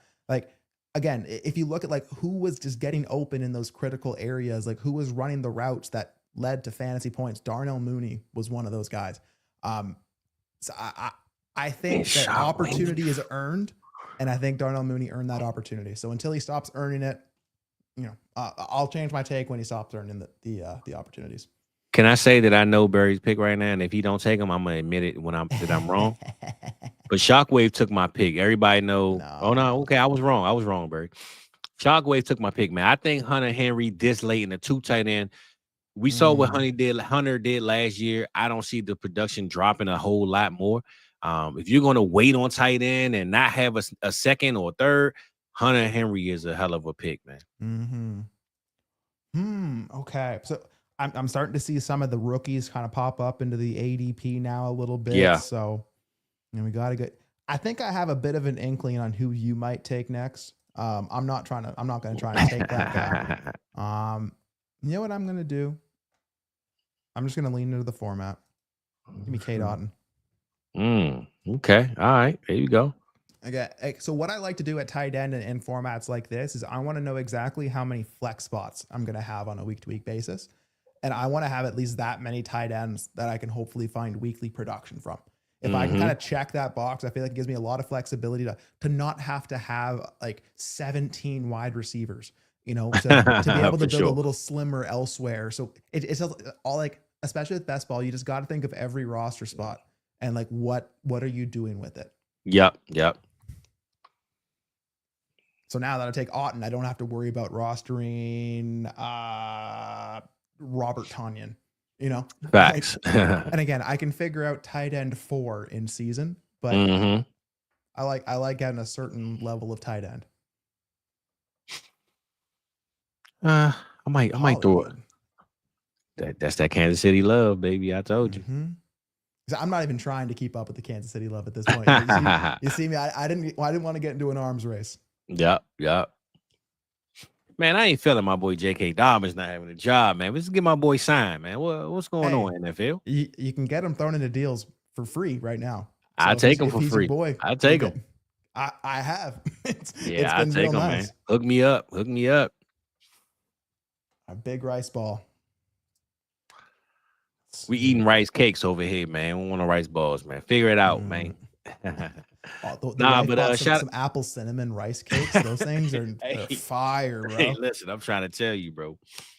But nah, man. I did want to say, man, shout out to you though, Ty, man. I appreciate you coming through, bro. We got you on here for the first time, man. You're doing the marathon, you know, you got your strategy locked in, man. And I hope to see you here one day that you break this down and you say, listen, I might have to do me a marathon startup in my own time, you know? Fizz, I'm gonna tell you right now, next startup you do marathon style, send me the link on there. Say less, brother. Say less, man. This year, look, you about to maybe make another league that I wasn't gonna make. I done made 4 new leagues this year. I keep telling myself I'm not joining more. I keep telling myself. You did, but then you offered to join one, right? All right. Hey, listen, I done made 4 new ones. Hey, in the chat right now, you in the chat, you want to join a new startup with the marathon? Put it in there, put join, and we're gonna create one, man. That's how I'm gonna put it out there, Ty. We're gonna stand on business tonight, you know. Fizzle, I know you just got sniped. No, that wasn't even my pick. I ain't even mad at that one. I think Javonte gonna have a solid year, and Dallas gonna move on from him in 1 year, bro. I ain't even mad at that pick. Okay. I don't even know my pick though, to keep it 100 with you. I was looking at some rookies. I wanted to end with a bang, man. Have a little bit of fun, but I think I'm gonna wait on the last round and do that. So. I'm not gonna lie though. I say this, Ty. If you take Shedeur, should you take Flacco and Dillon like late just to say one of them got to start? I feel you. I hear you, but I'm gonna stick with what DB said earlier, man. I'm not gonna bet against myself. I'm with you. Especially in best ball. You're basically committing to it. Let's say you took all 4. You're committing to taking 3 zeros every week. So you're already kind of tying. You're tying a hand behind. You're tying 3 hands behind your back to start Dylan Gabriel. Nah, that's fact. It's probably not the best strategy. Well, this is actually the pick though. This is the pick I wanted, so I wasn't even tripping on Javonte. Yeah, people just writing off Jalen Warren, aren't they? Bro, he just got paid, so at least we know he's there for. At least we know we're there, right? So, I mean, I know Caleb Johnson is Caleb Johnson, but Jalen Warren is just respectfully another guy to fear in that backfield. So exactly. And I only have one other running back, which is Breece Hall. Oh no, I got blue. So. Yeah, I needed a running back. Jalen Warren was the pick for me. I'm good with that. You got your boy Blue? Yeah, got my boy Blue. That Breece Hall pick, really, again, so just thinking of it like a team building strategy, man. Like you taking that Breece Hall, that allowed you to feel comfortable. Yeah. Not having to just smash running back because you need to take running back. You know what I'm saying? 100%. And honestly, bro, I probably wouldn't have taken him, and I would have just waited and took a Derrick Henry, Alvin Kamara, Devontae, James Conner like later. But knowing I had Breece, it gave me cushion to just build that value of Tyreek Hill. Like I said, I know I took Kyle Pitts because I stood on it, but my pick honestly would have been Justin Fields or McLaurin. But I'm not going to cry over it because I took it. So, Gesicki, this might be the first time I've seen Gesicki get drafted in this league. So I'm gonna ask you this though, Ty. I don't think it's the pick anyway, but at value, not right now, maybe a couple rounds down. How you feel about Chig this year, man? Knowing he got Cam Ward, knowing he doesn't have any other fear at tight end. He's like tight end 32 on KTC right now. I mean, people pretty much getting him for free.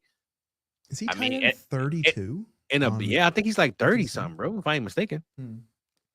If you just looking at him at tight end, right? Best ball.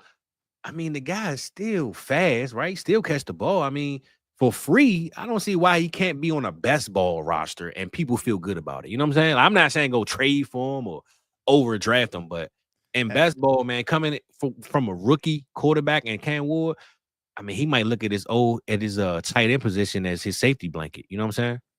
You said something very important there. For free. For free. Yeah, as hey, I have clear waivers. I have to fill out every roster spot. Yeah, Chig fits the format. Like it's fine.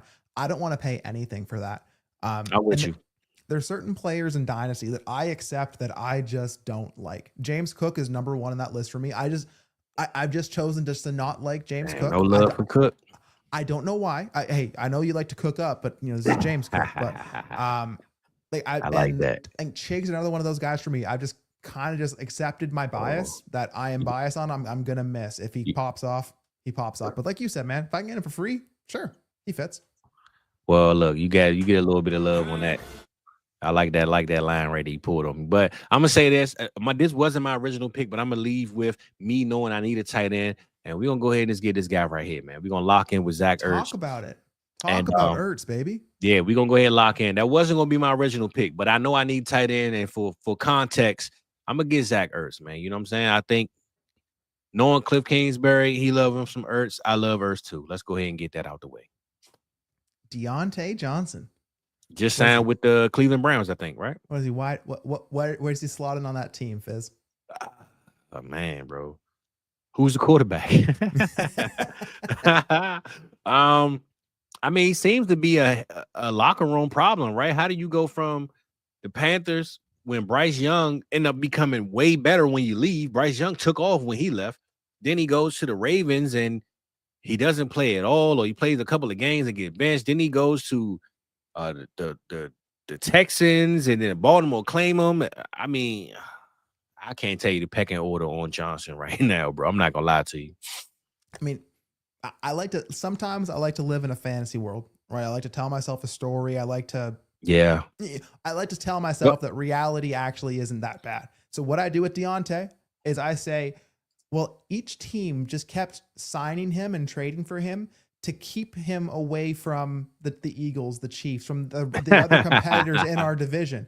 So the reason he didn't pop off is because he kept getting moved around, and him sit on the bench was more valuable to the team than letting him be a free agent. So that's what I'm telling myself. And if he does get a team that actually wants him, it could be good. So I just say this: Charles Tillman or Deontay Johnson? That's the question.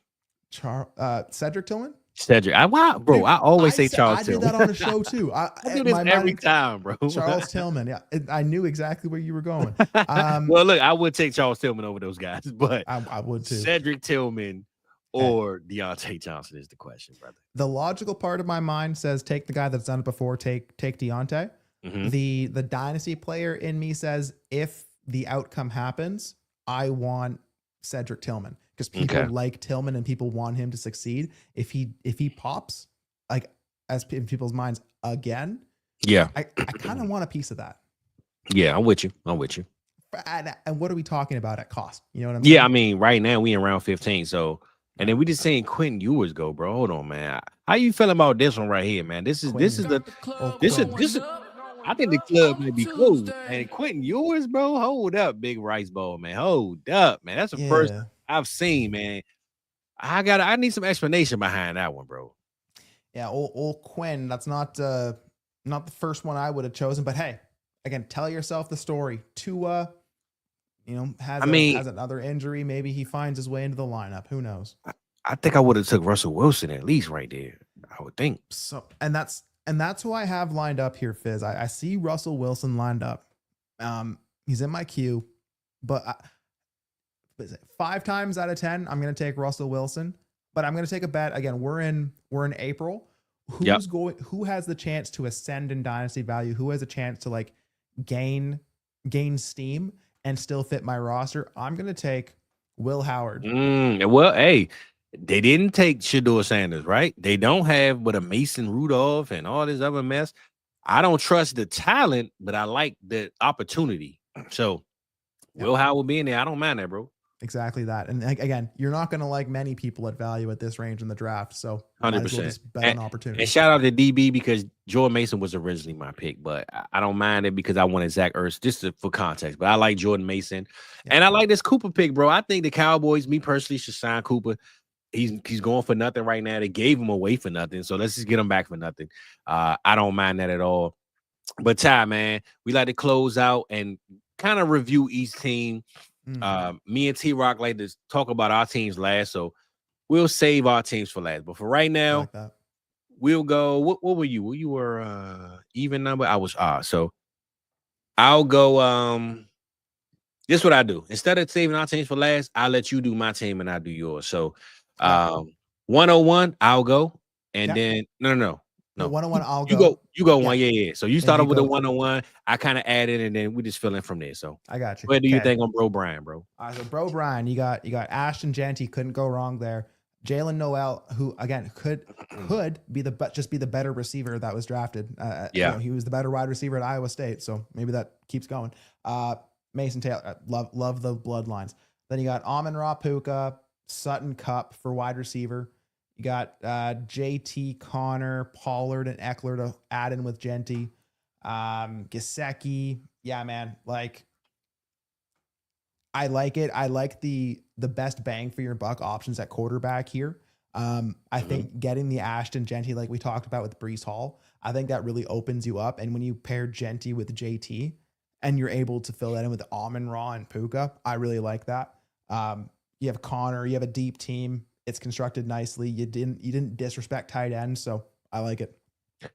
And if I had to add anything to it, my favorite thing about this whole team is knowing that you waited till the 7 and the 8 to get your quarterbacks, but you got two guys back to back that is going to start every week and be consistent every week. So knowing that you got Baker and Goff when you waited so long to go quarterback and you probably didn't take another one, and after that, you got your two that you know is going to lock in every week. And you got some guarantees with Connor and Sutton and JT. I mean, if this is a best ball team, bro, you should be solid of this core being the number one on your rosters and the bench just filling in when they can. So I don't mind this one at all, bro, Brian. I like that team, actually. So shout out to bro on that one. D-Walk, man, I'm going to start off with you, bro. We got Omarion Hampton, Jack Besh, Devin Neal. Then we come with Bijan Robinson. So you got Bijan and Hampton. If I was you, I wouldn't touch running back either, right? I got my two. I don't need another one until later on. So you come in with Malik Neighbors. You got the back-to-back with Stroud and Trevor, Olave, Waddle, and Njoku. You got Tua, which I believe was like just value at that point, getting Tua this late. And then you got Pittman, and you cleaned up with the rest of your tight ends. My only thing would be the receiver room. When you're looking at Olave and Waddle, those are your number 2 and 3. Oh, no, 3 and 4. I'm sorry. Man, we don't know about the health, right? Waddle seems to be always hurt, and Olave seems to always be hurt. So I think you got the value with Stroud and Trevor. I don't knock that at all. Yeah. But just the receivers that you took, I think if maybe you went and got let's say McLaurin, and you waited on the next round, and I don't know. I'm trying to look on the line of where the receivers went, but I just think getting Olave and Waddle, if those guys suffer multiple week injuries, man, their receiver room gonna take a big hit, bro. So I would have loved to see what you did in round 16 and beyond to kind of fill in, because it is a lot of receivers still available. Well, I can't go back and look at them, but it was a lot of receivers available. So I would just say this receiver room scares me a little bit, knowing that you had Malik Neighbors. And you kind of like got two guys that I don't trust at all with Waddle and Olave. And then Pittman, you know, we don't know what the quarterback situation is going to be. So I'm a little nervous about the receiver room, but I love that double tap at running back with Hampton and Bijan. You got a top, probably number 1 running back room in this class, right? In this league right now. So what you think about that one, Ty?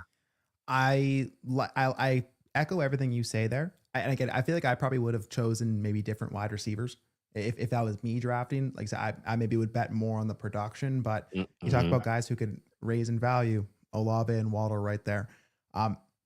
My wife is currently ringing the doorbell because I logged her out. Okay, I got you. Do you want to go through Patty Mills's team? I got you. We come back to mine. I got you. So Patty Mills, man, you know, we skipping your boy, man. I think Ty didn't want to hurt my heart, bro. So I'm not mad at him. But let's go to Patty Mills. Patty Mills took Cam Ward, Tootin. You went and got what the shuck, man. At the value, it is what it is. I got a guy that's got drafted in the 5th round. You got a guy in the 2nd round. So no knock on that one, Patty. But when you look at Cam Ward and Burrow. That's a great start. Then you go, you got Tootin, Gibbs, James Cook. I mean, if James Cook get this contract that he wants and acts like he want to be there, I believe Gibbs and Cooks is the hell of a start at the running back position. And then you go Laporta, right? Laporta is your starting tight end, and you got Kraft to add on with that. Two solid guys. You got Higgins, Moore, Ayuk, Adams, Jennings, Deontay Johnson. Not the top tier receiver room, but you got guys in a best ball 100% with Ayuk, Adams, DJ Moore, Higgins that can fill in every single week, and you'll be happy with the production. So it's not a mid team. I don't think it's the best team, but 100%, bro, this is the team right here that is at least pushing for a playoff spot with Burrow, Gibbs, Higgins, Moore, Ayuk, Cook. So I do love what you did, Patty. Like I said, it's not the best team, but it's not a mid team. It's almost like that 5th, 6th, 4th type of team right now, currently, before I get to those that I think can still push for a playoff spot. So go ahead, Ty. I'll let you touch on Patty, and then you could jump and break down my team, bro. I'll jump around all the board and we'll figure it out. I got you. I mean, I again, like, are there better receivers? Sure. But you took enough of them, right? You took enough. Yeah. For best ball, 100%. That's the thing. You just got to build to what the board gives you. So if you get into that Higgins Moore range, then you keep adding out, at least you got enough, right? Again, you locked up quarterback through the format, right? You came out of there with Cam Ward and Shuck, right? And then you took Burrow. The way you could have messed up is if you kept taking quarterback and didn't approach it like a Barry, who was clearly trying to like hoard a certain range of them, right? Like if you're on the board there and you take, let's say you take Tua and Shakir is there, that's when you're gonna be like, I probably would have done better with having another wide receiver versus having a quarterback there. So I like that you just kept with your principles. You took what was there. And then, you got a difference maker in Gibbs. You got the shot at Laporta. I like what you did with the rest of the team. And then let's go over your team here, Fizz. Yep. I got you.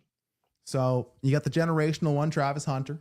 Again, I'm very excited. I was looking at some books, and I think it was like 650 opening projections for the year one. So okay, if you're like me and think if he just scratches the surface of what he can do, like that feels very attainable. I put some money where my mouth is on that one. So there you go. I like that. And then you look at what else he did at wide receiver, man. CD, Hill, Shakir, Ridley, Diggs. You locked in like your productive workhorses. You have flexibility in Lamb and Hunter. I like that. At quarterback, again, some people like people will feel a way about Caleb. They'll feel a way about Bryce. You took your boy Sanders. At least, and again, that JJ McCarthy. Even if someone doesn't like an individual one, you took enough. Right? I took enough, right? For best ball. That's how I feel safe. I feel safe knowing I got enough. Somebody got to keep going each week to week. So we'll go over it when I get to my team. But usually, again, I want 3, 4, 5 options every week at quarterback, unless I build a very specific way. Unless I got to get those top guys, and it's exactly. Then I can play around. I can be a little different with it.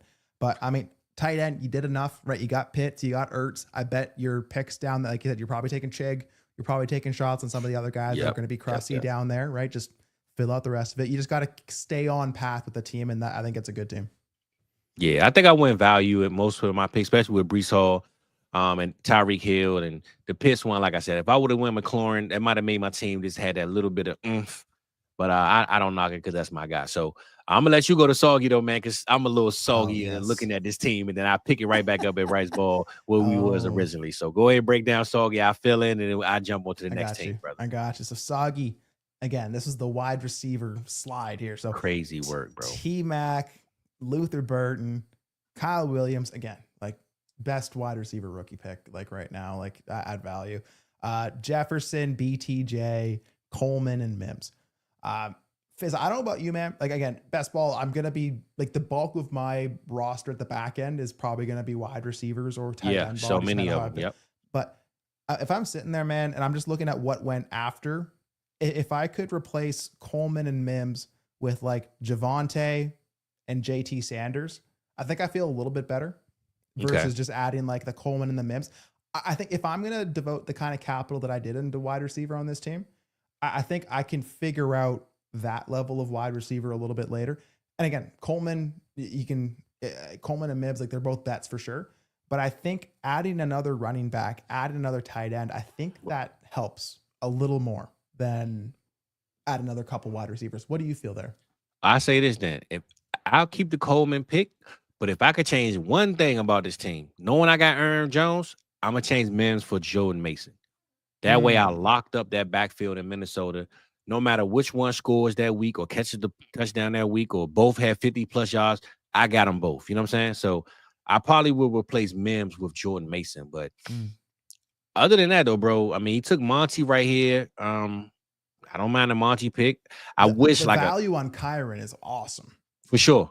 And that's the thing, right? So, especially knowing that that's his first running back. So, I think Kyler, he took value knowing, all right, I'm going to take Kyler right here because he failed to me. I'm going to take Kyron right here because he failed to me. Even Kittle being a two tight end league, he failed to me. I need another quarterback. Justin Fields who ain't take him like he said he might. I got Justin Fields. He fell right there to me. Like, I think everything he did was value. Even having Kelsey, right? You got Kelsey who can possibly, let's just say Kelsey, like, look, man, y'all keep thinking I'm done. I ain't done. I'm putting up 700 yards and 10 touchdowns. He can do it if you feel like it. So he said, I'm rejuvenated. I got that $1 billion booty. You feel me? Crib, so you know? I think if he want to do it, he can do it. And having Kittle and Kelsey, again, man, I got Soggy as the number one team in this league, bro. It's crazy work. Man. I love this team. But I would definitely have gotten Jordan Mason over Mims and is locked in that Minnesota backfield. Sweet. So what we on to what? Yeah, we're gonna go to Rice Ball. I'm Rice Ball. Yep. So he went back-to-back tight ends, right? Maybe Ferguson could start year one, but at least by the end of the year, he should be locking in as the tight end one. They took him early enough, high enough to do that. So he got his tight ends out of the way, and then he decided to take another locked in tight end 1 or 2. So that position is already filled. No worries about it. He got the double points and the premium and all that good stuff. Then he got the chase. Can't go wrong with that pick. Bo Nix and Purdy, 2 solid quarterbacks, is going to be consistent every week. And then he has a little bit of fun, man. Josh Jacobs could lead the league in touchdowns. McLaurin is a dog. Josh Downs is a dog. This is the only pick I don't know, man, how I feel about Brian Robinson, right? I know he needed a running back at the time, but I just don't know how I feel about Brian Robinson. I think when I'm looking at what went behind him, like I love Diggs. I love Ridley. I love Evan Ingram. Like I just think I know he had enough tight ends, but hey, start 2 anyway. I just don't know how I feel about Brian Robinson. I'm kind of cool on him, but he did have a lot of touchdown production last year, so maybe he gets the best out of him for one last season.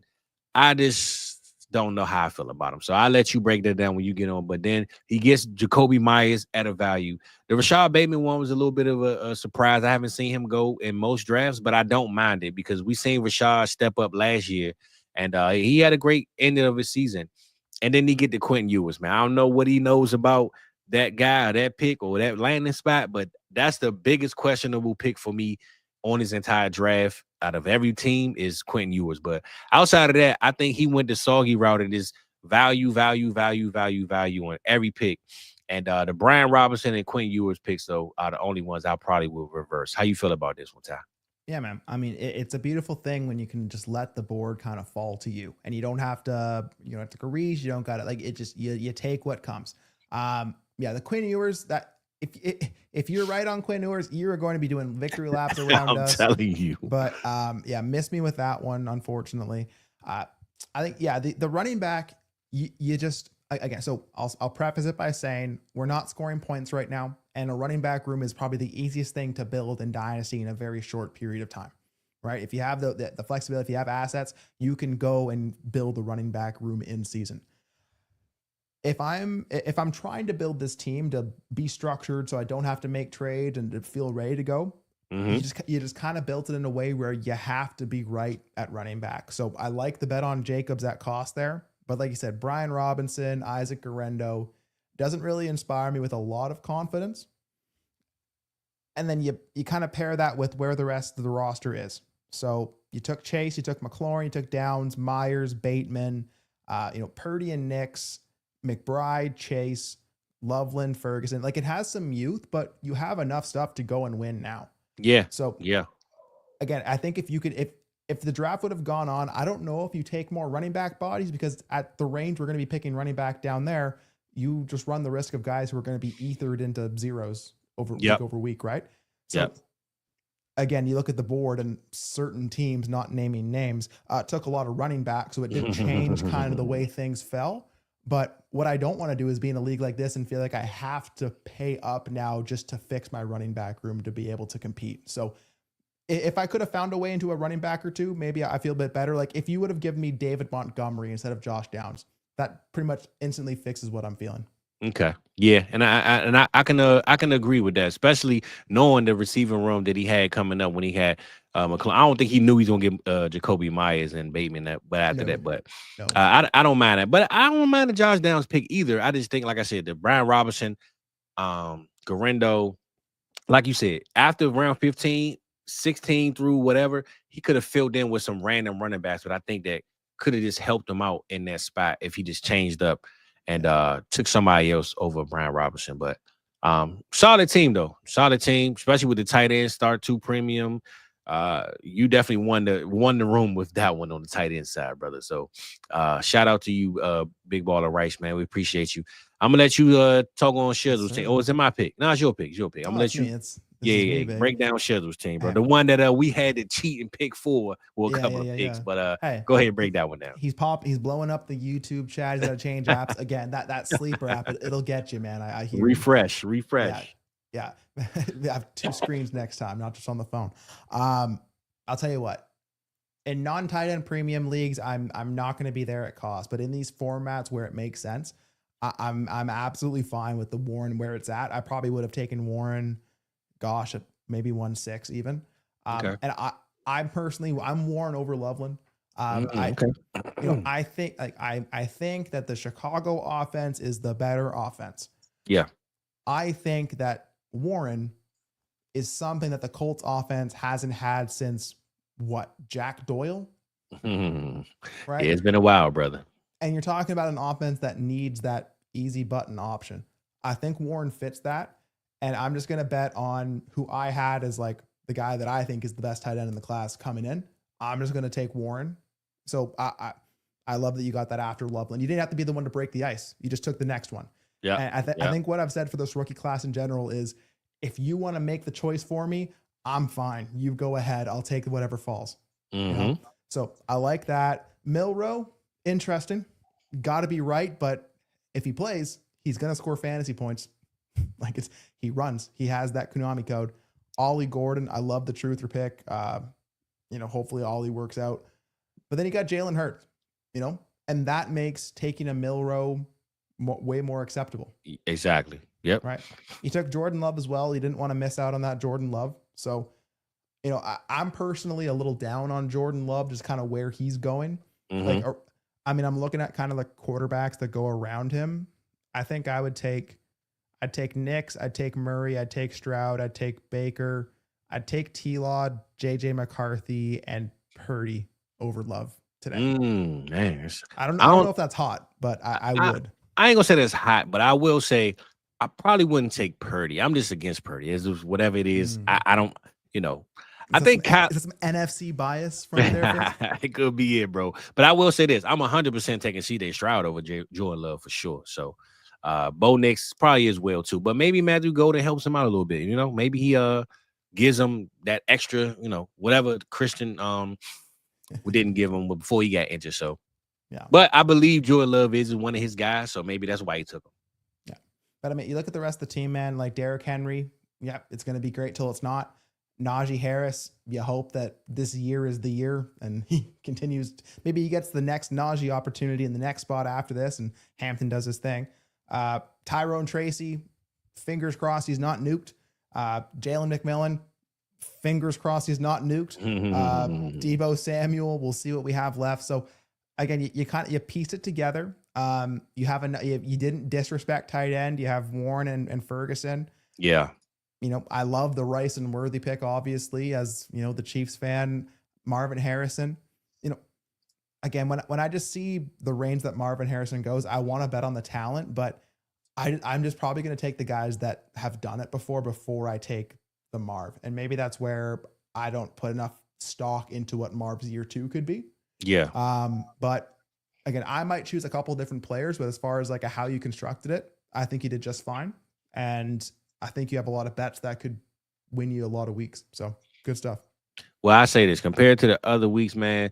My boy Shizzles usually start off with six great picks, and after that, he kind of go off the rail. So this is probably the cleanest week I've seen my boy have. So shout out to him, man. Even though he fell asleep on us a couple of times, he back, man. So sometimes when you're picking next to Cody, man, you fall asleep. So shout out my boy Cody for staying consistent, man, tapping in. And let's break down Cody. So we got Travion Henderson, Matthew Golden, and Arroyo. 3 solid picks right there for the value of what he got. Then he goes Brock Bowers at the 105/405. And that right there was like the pick of the draft, bro. I think when you give everybody that boom of Brock Bowers over Jalen Hurts and Jefferson and Chase, it's like, damn, okay, you made a statement right there. So Brock Bowers was that first round pick as far as the veterans go.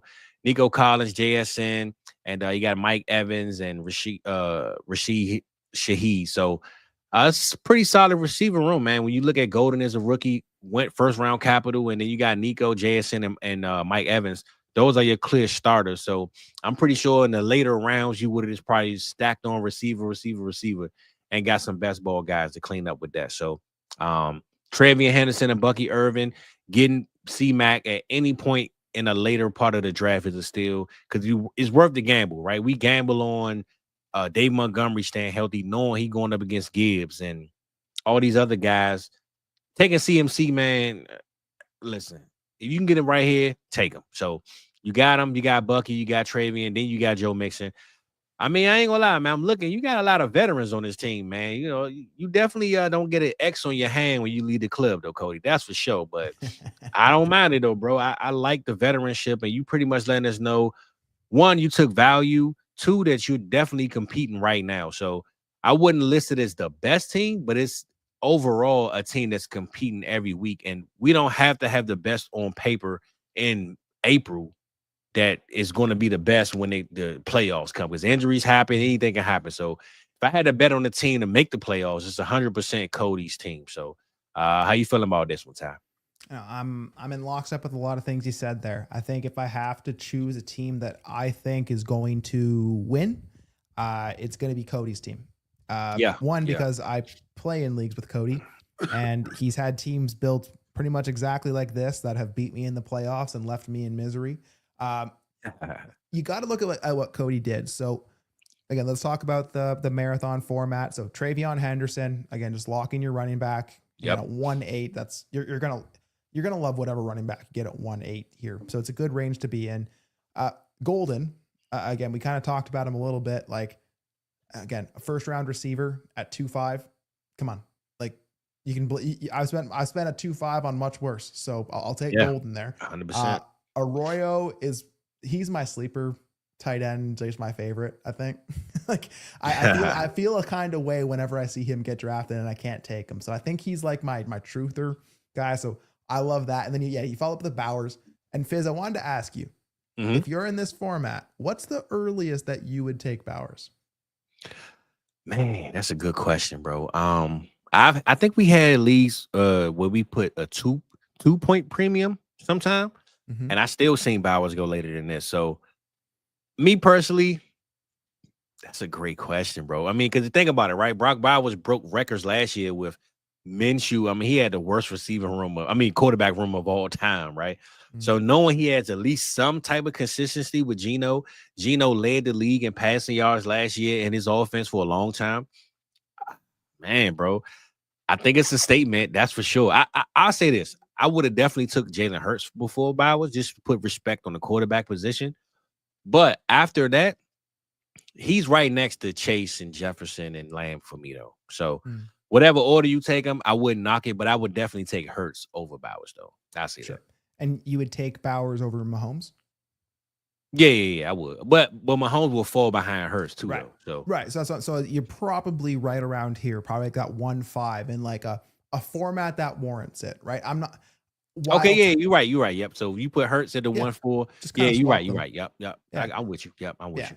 Anyways, yeah, I'm not going to get up on my soapbox about tight ends. I like what Cody did there. And then again, he didn't overdo it at tight end after that. He added Freiermuth late. But the thing with Cody's team and the reason why it's a winning type roster is every shot he has on there, save maybe Arroyo, because we don't know what the role is a live shot week over week over week. Yeah. Henderson, Irving, McCaffrey, Mixon, all live shots. Golden, hopefully we'll see, but Nico, JSN, Evan, Shaheed, all live shots. Now, I mean, if CMC hit, bro, he can win the league just off of that. You know what I'm saying? That's the thing is not only hit, but like put up stupid numbers. Yeah. Now and you can put up Jice's comment on here, right? Is the quarterbacks though. Now, when you see that, it's not inspiring, right? Sam Darnold, Anthony Richardson, Aaron Rodgers. Believe me when I tell you, Cody wins leagues with rosters built exactly like this because one, you can fill in that quarterback for very cheap. What is Fizzle? Let me ask you something. What isn't rostered a lot in best ball? You said what isn't rostered a lot? What isn't rostered a lot in best ball? I don't know, bro, because I ride in leagues with quarterback hoarders, so I don't know. Yeah, I was gonna say when you're on those 37 deep benches, you know, there's not a lot on them things. Maybe kickers, right? It's kind of hard to say. Yeah. I would say tight end is probably number one, but tight end, yeah. But also backup quarterbacks. Oh yeah, buried, okay, right? Yeah, so week over week, right? You got that fab in your back pocket. You know, I always kick myself, man. Back in 2022, I want to say, whenever Purdy got his job, I lost out on him by 5 fab. And from that point forward, I realized if I can just work the waivers, I can always kind of fix that and figure things out. And if you play in leagues with no trade deadlines, guess what you can get for damn near free week 17? Any starting quarterback. Bro, think about Sam Darnold 2 years ago, right? Sam Darnold, no one knew he was going to be the starter in Minnesota last year. I got Sam Darnold, bro, in a bunch of leagues just on my bench. And then he ended up being the starter guaranteed this year. So I know exactly what he's saying. And honestly, let's just say we still got Russell Wilson still available. Nobody picked him, right? Let's say Cody got him. And let's say he doubles that up with Jameis Winston. Maybe Dart doesn't even play in 2025. Right. If he gets Wilson and Jameis, he at least solidifies. And he get Daniel Jones. Let's say he get Daniel Jones, right? He can afford to do that. Yeah. He got A-Rich and Daniel Jones. That room is clear. He has Aaron Rodgers, who possibly goes to the Pittsburgh Steelers, and then he gets Russ and Jameis. Maybe none of those guys are the most consistent. Maybe or none of them keep the job the whole year, but all of them have a way to play in 2025 in a best ball and just switch spots every other week.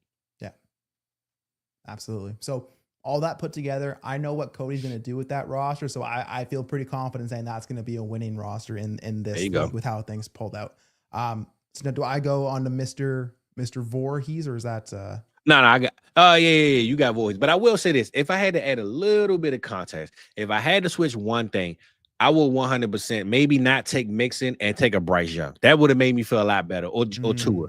That way I locked in my quarterback room, at least some safety in it. You know what I'm saying? So looking at the running back position, if you didn't take Joe Mixon and took a Bryce Young or a Tua or you know, maybe even a Matt Stafford right there. I wouldn't have mind that at all. And he could have justified or made us feel like we're justifying the roster. So that would be my only 2 cents left on the quarterback. And what Cody said there, and if it doesn't hit year one, it gets blown up. Yeah, you're pretty clear just to kind of pull ripcord if that happens, right? Yep. Hey, bro, again, it's Dynasty. Yes. People get so caught up with, I got to have this team that's going to win right away. Man, if you try to do that every time, you basically saying you don't want to be in the league, because what's fun about betting it all in 1 year and not having a strategy of I want to play the long game? You know what I'm saying? Like, that's what it's about, bro. I'm not saying every league lasts forever, but if you're not willing to gamble on having a stress run of maybe I don't want to win this year, but give me the pick 101 next year and I could do what I want. I mean, what you playing for? So yeah, absolutely. Dynasty, baby. But go ahead, Dynasty. You got Voorhees. All right. So Higgins. 1-9 again. I probably would have waited till I'd probably the 2-4 to take. I think he would have got him at the 2-4, honestly. Yep. But you know what? If you did that, you wouldn't have gotten Trey Harris. So you know you kind of got that as well. I like Harris. Hey, You tell me if you ask me like what wide receiver in this like third round range could pop, Jalen Royals in a KC offense. It's not going to take a lot for if he can carve out opportunity, if he can score a big touchdown. People love Kansas City Chiefs players in fantasy. So I don't mind taking that bet. I probably would have taken Samson like I did, or, maybe even DB's boy, Woody Marks, Fannin. I probably would have taken any of those three over Royals, but I like the bet. But hey, you followed that up. You got Mahomes. You're like, I'm sticking with the Chiefs. We're good. London, Wilson, Smitty. Love it. Right. Like your check box. You have 6 wide receivers now. And then you got Hollywood Brown later. So you got some correlation built in with Kansas City. I don't need to stack my quarterbacks and wide receivers. I'd rather do that at tight end. But as far as what you've gotten there, zero concerns from me. You got Penix as QB2. We've talked about Penix. And then you got Walker, Kamara, Swift, Charbonnet. Again, you're going to have to, that's enough for right now, right? You did that. Swift did not die through the draft process. He did. We all thought he was, but he all right now. Dude, he was written off. Like he was. We were like casket memeing Swift like it was over. So Kamara, Walker. I know Cody was probably lining up Kamara too when that Mixon pick was on the clock. So Goddard, JT Sanders, sure. All right, sure. We'll see. Yeah.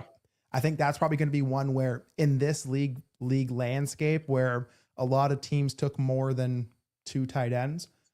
Again, you're going to be able to fill that cheaply and grossly, but that's going to take away from the amount of spots that you can devote to running back, to wide receiver, to quarterback. So you just got to have a plan with it. So I would like to see this team over like 20 plus rounds to see what really happens. Yeah, I mean, but to start off though with the receiver room, this is my guy room. Everybody know I love London, love me some Smitty. I reach for those guys over a lot of people. Trey Harris is my guy. I've been shouting to the moon about him being that dog, and he ended up in a great spot. And then when I moved down, Michael Penix, my guy. I mean, this is my guy team for sure. So me and my boy Vol, he's always on one link. And when you go get Kenneth Walker and you get Charbonnet, you pretty much saying I got that backfield. So no matter what happens, both of them could end up being running back 1 and 3 or running back 1 and flex on my team. And you get Kamara and Swift, who didn't die yet. I would love to see him, finish at pick 6, round 16 and beyond. But I like the team so far, bro. So far to me, this is a competing playoff team for sure. I'm gonna line it up with probably top 5 teams so far from what we've looked at. So that's where I'm at with it. And then we got your team, brother. So you started off and you said, look, man, running backs matter in my life and my world. So I'm taking them, right? So you took Harvey, which I think Harvey, bro, we can question if he can go 108 right now in this league, and I wouldn't be mad at that. So you got Harvey, you got Scatterbo. Fizzle, my left and right hand in the sky. I took Harvey at 106 in the league. Bro, listen, I think Harvey is going to be that shiny diamond that people are going to wish that they that they reached on, if you want to call it a reach, that they reached on and said, damn, man, I took Henderson, who might not even hit 1,000 yards until next year.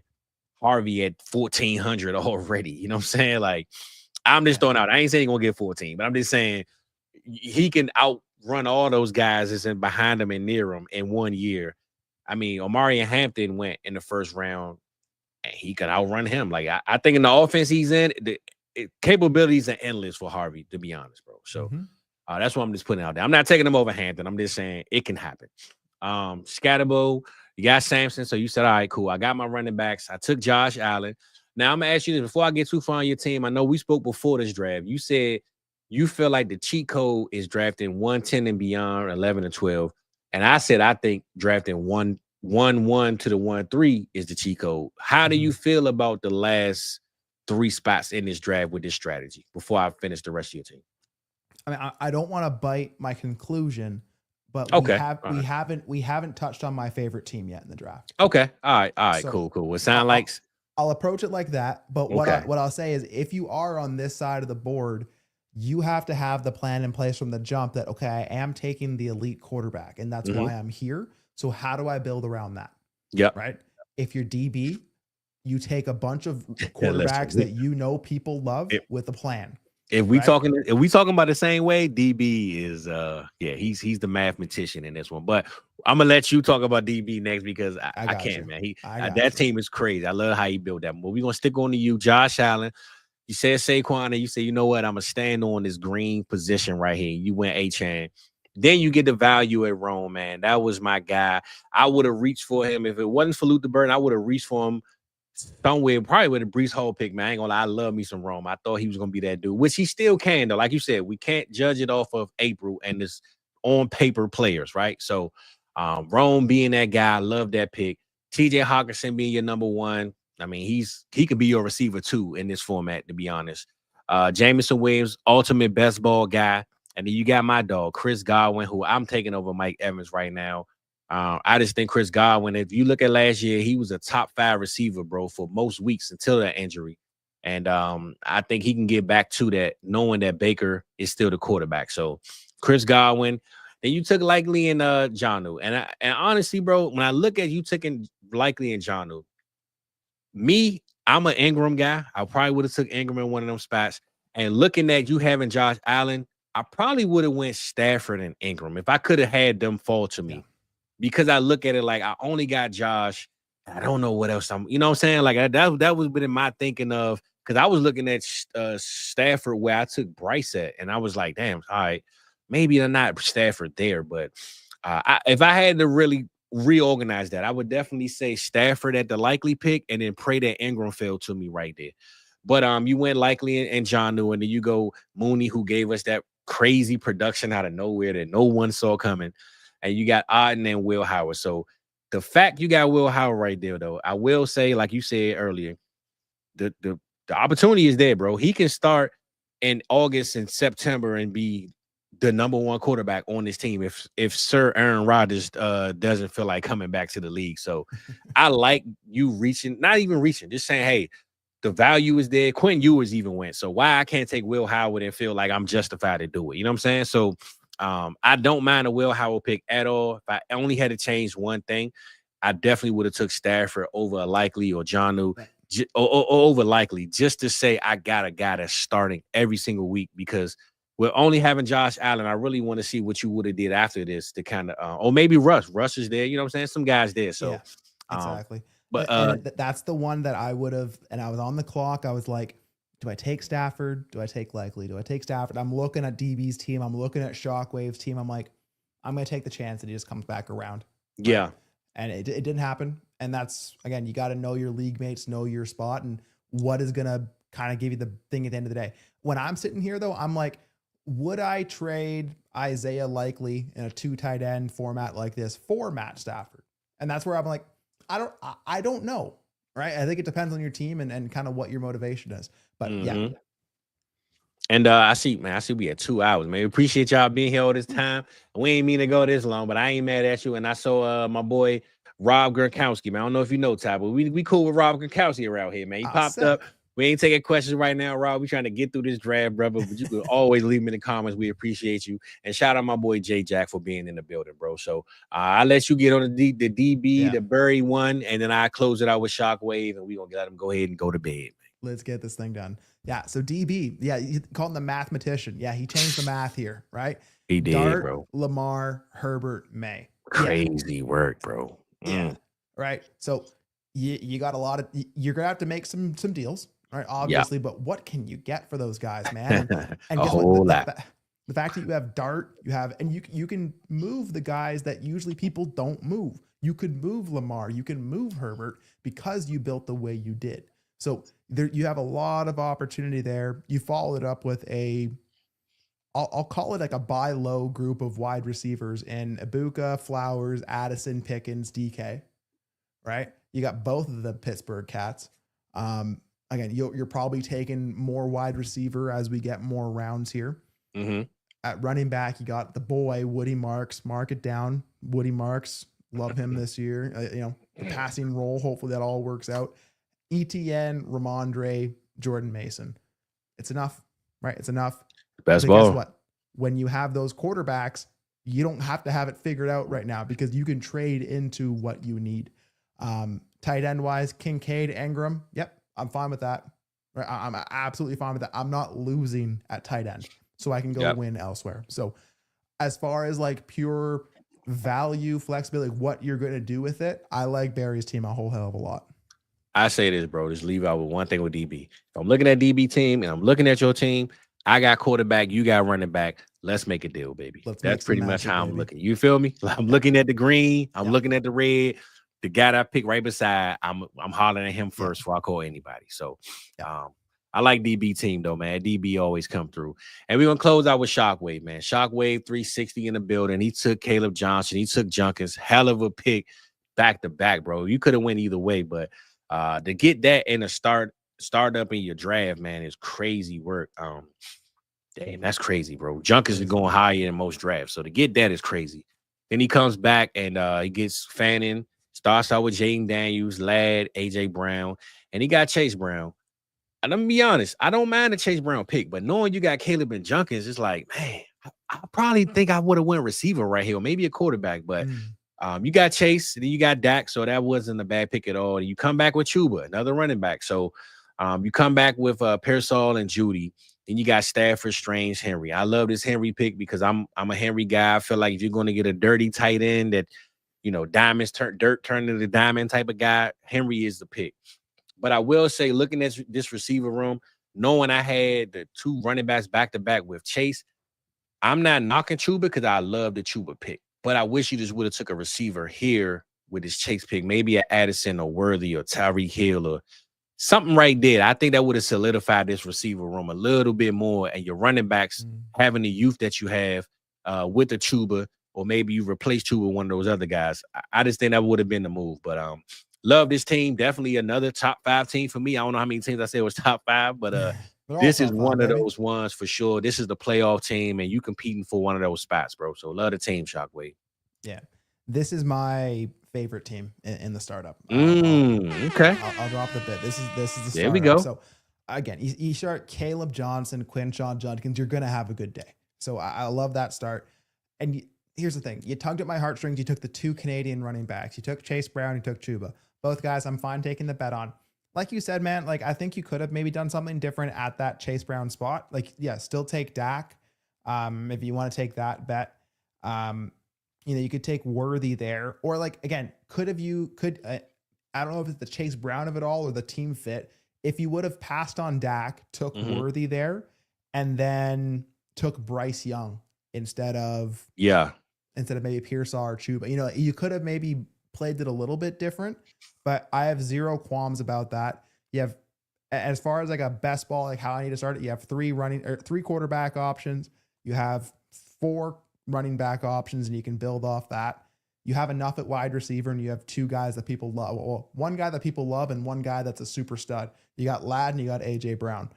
For those who don't know me, I'm one of probably the biggest AJ Brown guy I know. So hey, I ain't gonna lie, Ty. League, we call trade him to me, and I will overpay for him. We call him Doodoo Brown over here, brother. I started this Doodoo Brown thing because I'm a, I hate Philly, bro. No, but all respect to him. I just started calling him Doodoo, man, and I changed some eyebrows on some guys because of him, man. So shout out AJ. The blue bleeds deep with you, my brother. There you go. There you go. Pearsall, Judy, love it. Cooper, hope you're right. But what's beautiful about this is you didn't pay for tight end, but you still have enough, and you took the right bets. Like, why not Bretton Strange in Jacksonville? What else have they done? Okay. Yeah. Right? You're right. And then you mentioned Hunter Henry. I'm right there with you. And Harold Love me Fannin, some Hunter, man.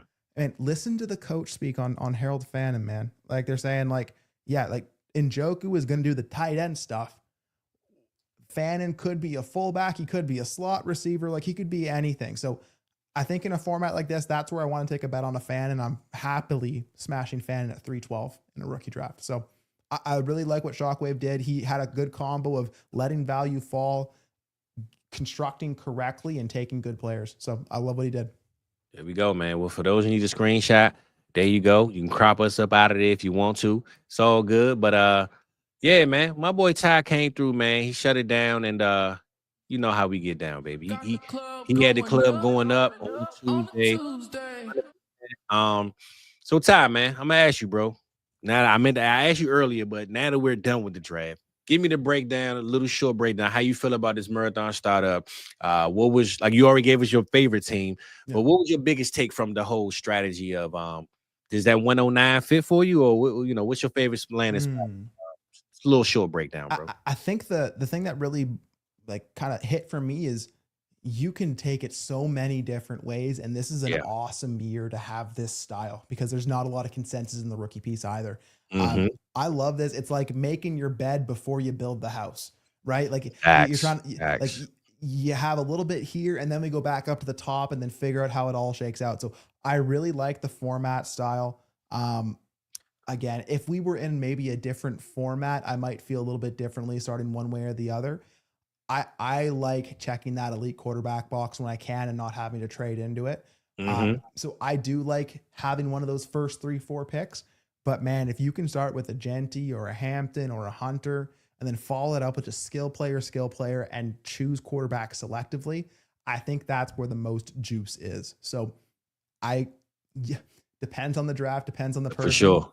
Depends on stuff, but you can kind of approach it so many ways, and that's the sign of a beautiful startup. So I like this. I like the format.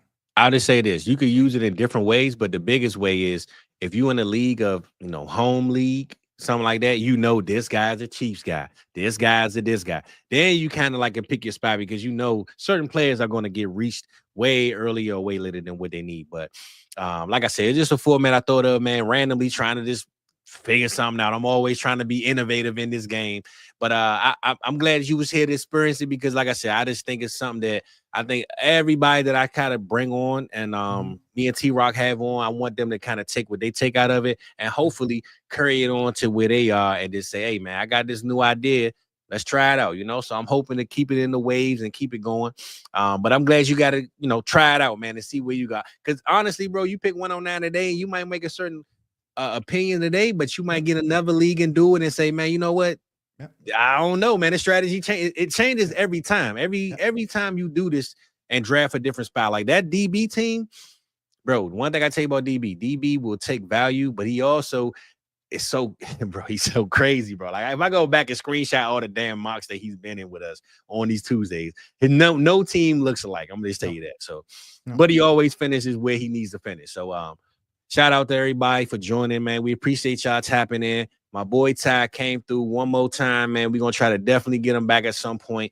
But, yeah, man, before we close out, Ty, you got anything to holler to people about? Let them know. Anything you got coming up, anything they need to look out for, where to find you at, all that good stuff, man. Drop it on us. Let us know what's good, and we're going to get up out of here, brother. It's all love. Thanks for the opportunity. Like I've been wanting to chop it up with you for a hot minute, so glad we had that opportunity to do it, man. Shout out to the chat. Shout out to DB. Everyone here. Thanks for everyone that did participate in this. It was a really fun experience. I mean it, Fizz. Next time you're starting up one of these, send me the invite. Like I'm 2 feet in, so let's do it. Let's get it. If you want to see what I'm doing, man, DD Fantasy Football. I got a trade show every Saturday. I chop it up with my boy Gabe. We have fun. More of this strategy talk. I try to bring it. But hey, hit me up in Discord, TyDeclare44. Hit me up on Twitter, TyDeclare44. Let's talk ball. Hit me up for trade ideas, whatever you want. We can talk it out. There we go, man. Listen, man, tap in my boy on them Saturdays. Get them draft trades in, all that good stuff, all them trading picks, trading players. Get that value in for my boy Ty, baby. If y'all want to join another startup, though, you feel like we should go running back, do a marathon startup with me and Ty, let's get it popping, baby. Put in the comments, put Ty $ right behind that thing. Let's get it popping. Let's get it cracking. If you want to do this league, let's get it going on. My boy Ty came through. He over there in Canada. I'm over here in Maryland. We joining together, baby. Mumbo sauce on the Canadian bacon. That's how it's going down, baby. We appreciate you. We glad you're here. We out of this thing. And Ty, before you leave, I got to get a we out of this thing, baby. See y'all next time. See ya.